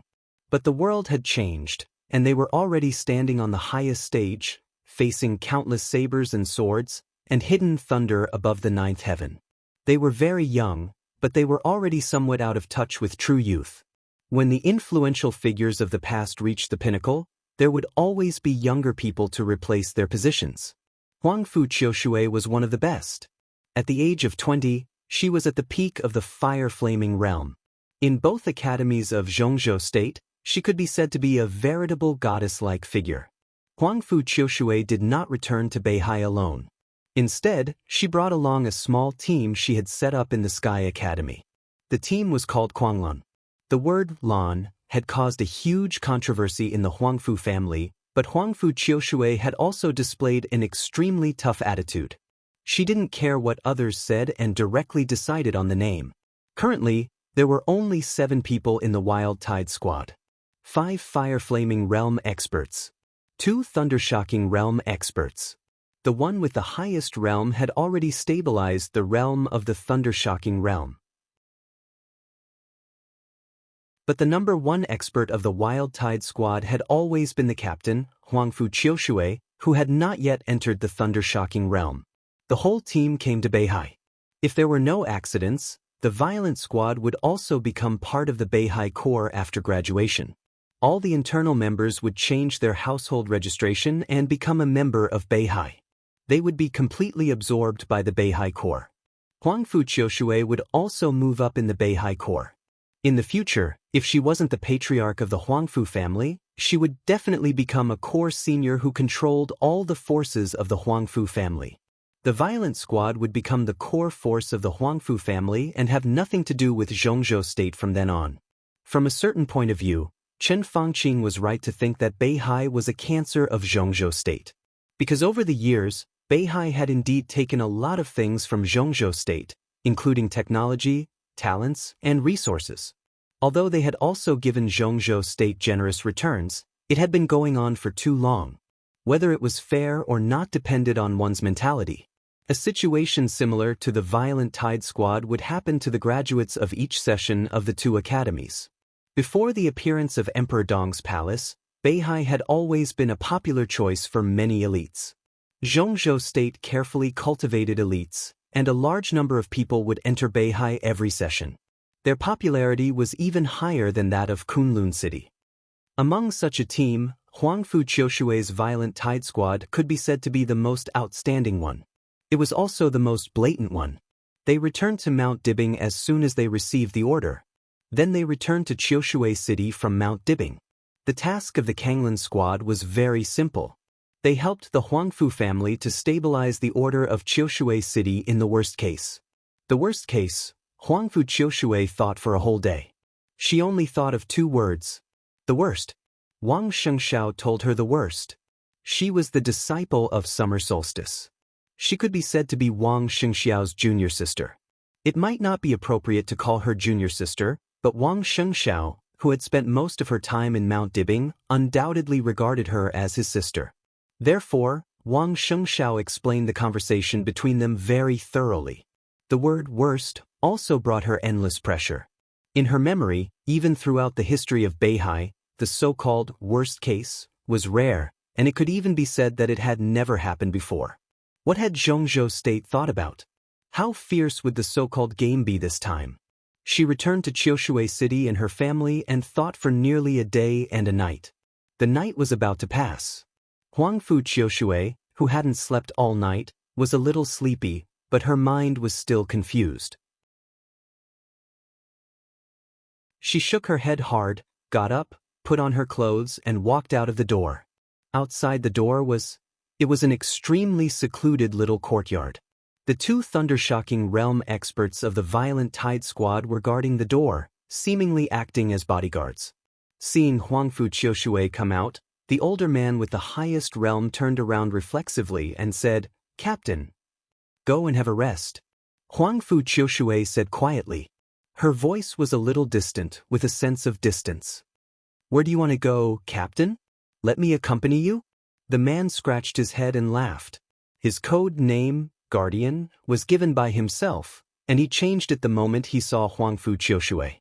He had never concealed his crazy infatuation and pursuit of Huangfu Qiushui, but Huangfu Qiushui always kept a distance from him. Relatively speaking, her attitude toward the other team members was closer than that of Guardian. "I'm going to the family ancestral hall," Huangfu Qiushui said blandly. When she said the ancestral hall, she seemed to think of something. Her light and almost holy face blushed slightly, and she subconsciously raised one hand to touch her face. Guardian's eyes were hot and almost obsessed. He also wanted to touch her face. His greatest wish was even to be able to touch Huangfu Qiushui's face. But as soon as his fingers moved, he withdrew them awkwardly. Huangfu Qiushui noticed his eyes, frowned slightly, and said in a cold voice, "Get out of the way." Guardian took a step back in embarrassment. Huangfu Qiushui walked past him, and her footsteps were a little hurried. The family ancestral hall was the only place she could think of that could calm her heart. Guardian took a deep breath, looked at Huangfu Qiushui's back, and his eyes were a little sad. "You're a toad trying to eat swan meat. You're lucky to live until now, and you still want to hit on the captain here? I'm afraid you haven't woken up yet." Another expert of the thundershocking realm in the Wild Billow Squad laughed. "What do you mean hit on the captain? I like her, and that's my right. You should have forgotten the captain's sword," the thundershocking realm member said with a faint smile. His code name was Tsang Lei. Different from Guardian, he joined the Wild Billow Squad to join the Wang family of Beihai. His biggest dream was to make a name for himself in the Beihai Corps. Guardian narrowed his eyes and said blandly, "The captain is really strong. But I'm close to the peak of the thundershocking realm." He was close to the peak of the thundershocking realm at the age of less than 30. In any case, he could be regarded as a genius. This was also the reason why he dared to express his love for Huangfu Qiushui. At his age and today's achievements, no one dared to say that he had no hope of reaching the half-step invincible realm or even the invincible realm in the future. "Idiot." Tsang Lei curled his lips. "I'm talking about the captain's sword, not her strength. Don't you know the characteristics of the Wang family of Beihai's martial arts? Today's patriarch is very strong, but he's strong in the wind and thunder veins. Beihai's martial arts focus on momentum and the foundation. How much strength can a normal expert of the fire-flaming realm exert? Unless they're in an explosive state, which is the characteristic of Beihai's martial arts. If time goes back, even His Majesty Wang Tianzong would not be her opponent at the captain's age. Pure Beihai's martial arts should still be stabilizing the foundation at the captain's age. What are you trying to say?" Guardian frowned. "Haven't you heard that rumor?" Tsang Lei's smile was a little weird. He was from Beihai. Although he didn't belong to a sword-holding family, his family was considered to be above average in Qiushui City, so he knew the truth of some rumors. The foundation of the captain's martial arts is in Beihai, but today's kendo is approaching that, which is different from Beihai's martial arts. Guardian's face changed slightly, and then he forced a sneer. "Don't forget my background." Tsang Lei's tone was a little superior. He glanced at his companion and said playfully, "I heard that when that person swept Beihai 2 years ago, his first battle was with Qiushui. The first sword left by that person was left in the ancestral hall of the Huangfu family. Captain is going to the ancestral hall now. What do you think she's going to do?" When that person swept through the North Sea, Captain followed him for a period of time. I heard that His Highness was very optimistic about Captain. Who knows if it was because of her talent or something else? "Tiske, that's why I said that you're lucky to be alive until now." Guardian clenched his teeth. His face was livid and a little pale. With a slight sound, Huangfu Qiushui pushed open the door of the ancestral hall. The faint but awe-inspiring sword energy came to her face. It was a little cold, but Huangfu Qiushui was very familiar with it. There might be thousands of rumors, but there was always one that was right. That was, Huangfu Qiushui had indeed gradually moved in another direction from Beihai's martial arts. In 2 years, her physical fitness was unlikely to support her to enter the thundershocking realm, so she spent most of her time simulating, imitating, and then practicing continuously. Many people felt that her sword energy and fighting style were becoming more and more like Li Tianlan's. This sentence was right but not completely right. Most of the time, she imitated the sword intent of Tianguang's sword. Tianguang's sword was left in the ancestral hall by Li Tianlan. It was a part of the 13-story building, with Li Tianlan's sword energy on it. The perfect integration of the two was as profound as the sky and the sea for Huangfu Qiushui. Her increasingly fierce sword energy was an imitation of the sword energy on Tianguang's sword. She occasionally thought of the man who could carelessly touch her face with his feet. Thinking of his sword light and his rudeness when he conquered Sister Yuetong in front of her for the last time, she had mixed feelings. But here, She could indeed calm down in the fastest time. She took a step forward and closed the door of the ancestral hall. Buzz! In the subtle sound, the quiet Tianguang sword trembled slightly, looking a little happy. Huangfu Qiushui was a little curious and took a step forward subconsciously. A black shadow suddenly appeared in her line of sight. Huangfu Qiushui was startled. Her whole body suddenly tensed up, surrounded by sword energy, as if facing a formidable enemy. The black shadow stood in front of Tianguang's sword with his back to her. The gorgeous and mysterious black windbreaker looked extremely majestic. His palm seemed to be touching the hilt of Tianguang's sword. Huangfu Qiushui didn't know when the other party came in. She didn't even know why she didn't notice the other party just now. The other party had his back to her and was quiet. Huangfu Qiushui subconsciously shifted her gaze. The black shadow was still there, but it disappeared in her perception in an instant. It was extremely illusory. It was as if it really was a phantom. Huangfu Qiushui naturally knew what it meant. It meant that the other party was at least an unimaginable master for her. In people's impression in the entire dark world, there seemed to be only one person who could do this. Li Kuangtu of the Purgatory of Heaven capital. He was more real than heaven and earth, but more illusory than the air. You are. Huangfu Qiushui gritted her teeth and asked slowly. The black shadow moved and slowly turned around. He raised his head. Huangfu Qiushui suddenly opened her eyes, which were full of spiritual energy. Her eyes were a little nervous, but there was also a kind of joy and surprise that she might not even be aware of. Under the black hood, in the slightly swaying candlelight in the ancestral hall, there was an extremely young and clean face. His appearance was a little blurred in the dim light, but it could still be seen that he was not handsome. That clean face could only be said to be delicate. The most eye-catching thing was his temperament. That was an indescribable temperament. At this moment, there were only 4 words in Huangfu Qiushui's mind. Peerless beauty. It turned out that a man could also be described as peerless beauty. He was like the sun, dazzling. In the dark ancestral hall, his whole body seemed to be shining, perfect like a dream. Huangfu Qiushui looked at him in a daze, and suddenly remembered the scene when she squatted in front of him and wiped his feet for him 2 years ago. She remembered that the other party rubbed her face with his feet. It was a little moist, a little warm, and a very humiliating action, but she didn't feel humiliated at all. Huangfu Qiushui's eyes were a little intoxicated, then turned into astonishment, slowly into surprise, and finally became unfamiliar. That face was still so clear. But she seemed to be sure of something. You are not Li Tianlan. She whispered. The face in her sight was indeed Li Tianlan. His figure and appearance were exactly the same. But what was different was that he was too eye-catching.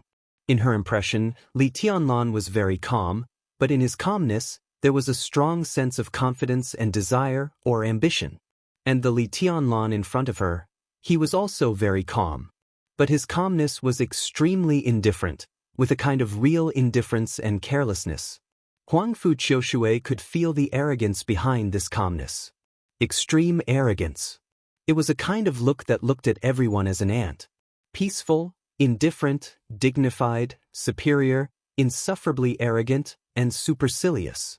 It was an indescribable overbearing, restrained to the extreme, but it made people feel awe from the bottom of their hearts. In her sight, Li Tianlan shook his head and then nodded. He could understand her words. His current appearance might not be the current Li Tianlan, but it was Dong Huang in the deepest part of his memory. Dong Huang at his peak.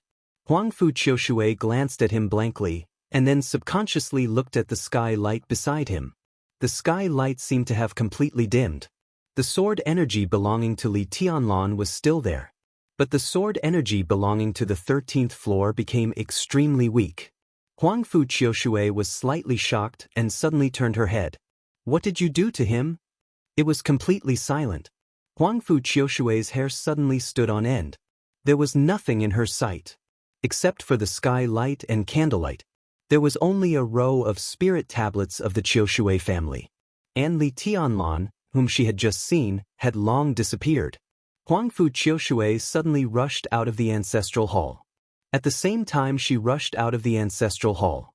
The Black Shadow had left Chioshui City and came to the front of the old site of the Chun clan in Port Tongtian. There was also a sword here. You're tuning in to the Dreamy Chapters YouTube channel. We're so grateful for your support, and don't forget to subscribe to join us on this incredible journey through captivating stories.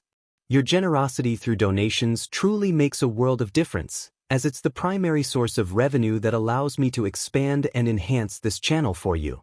Thank you from the bottom of my heart for being a part of this adventure.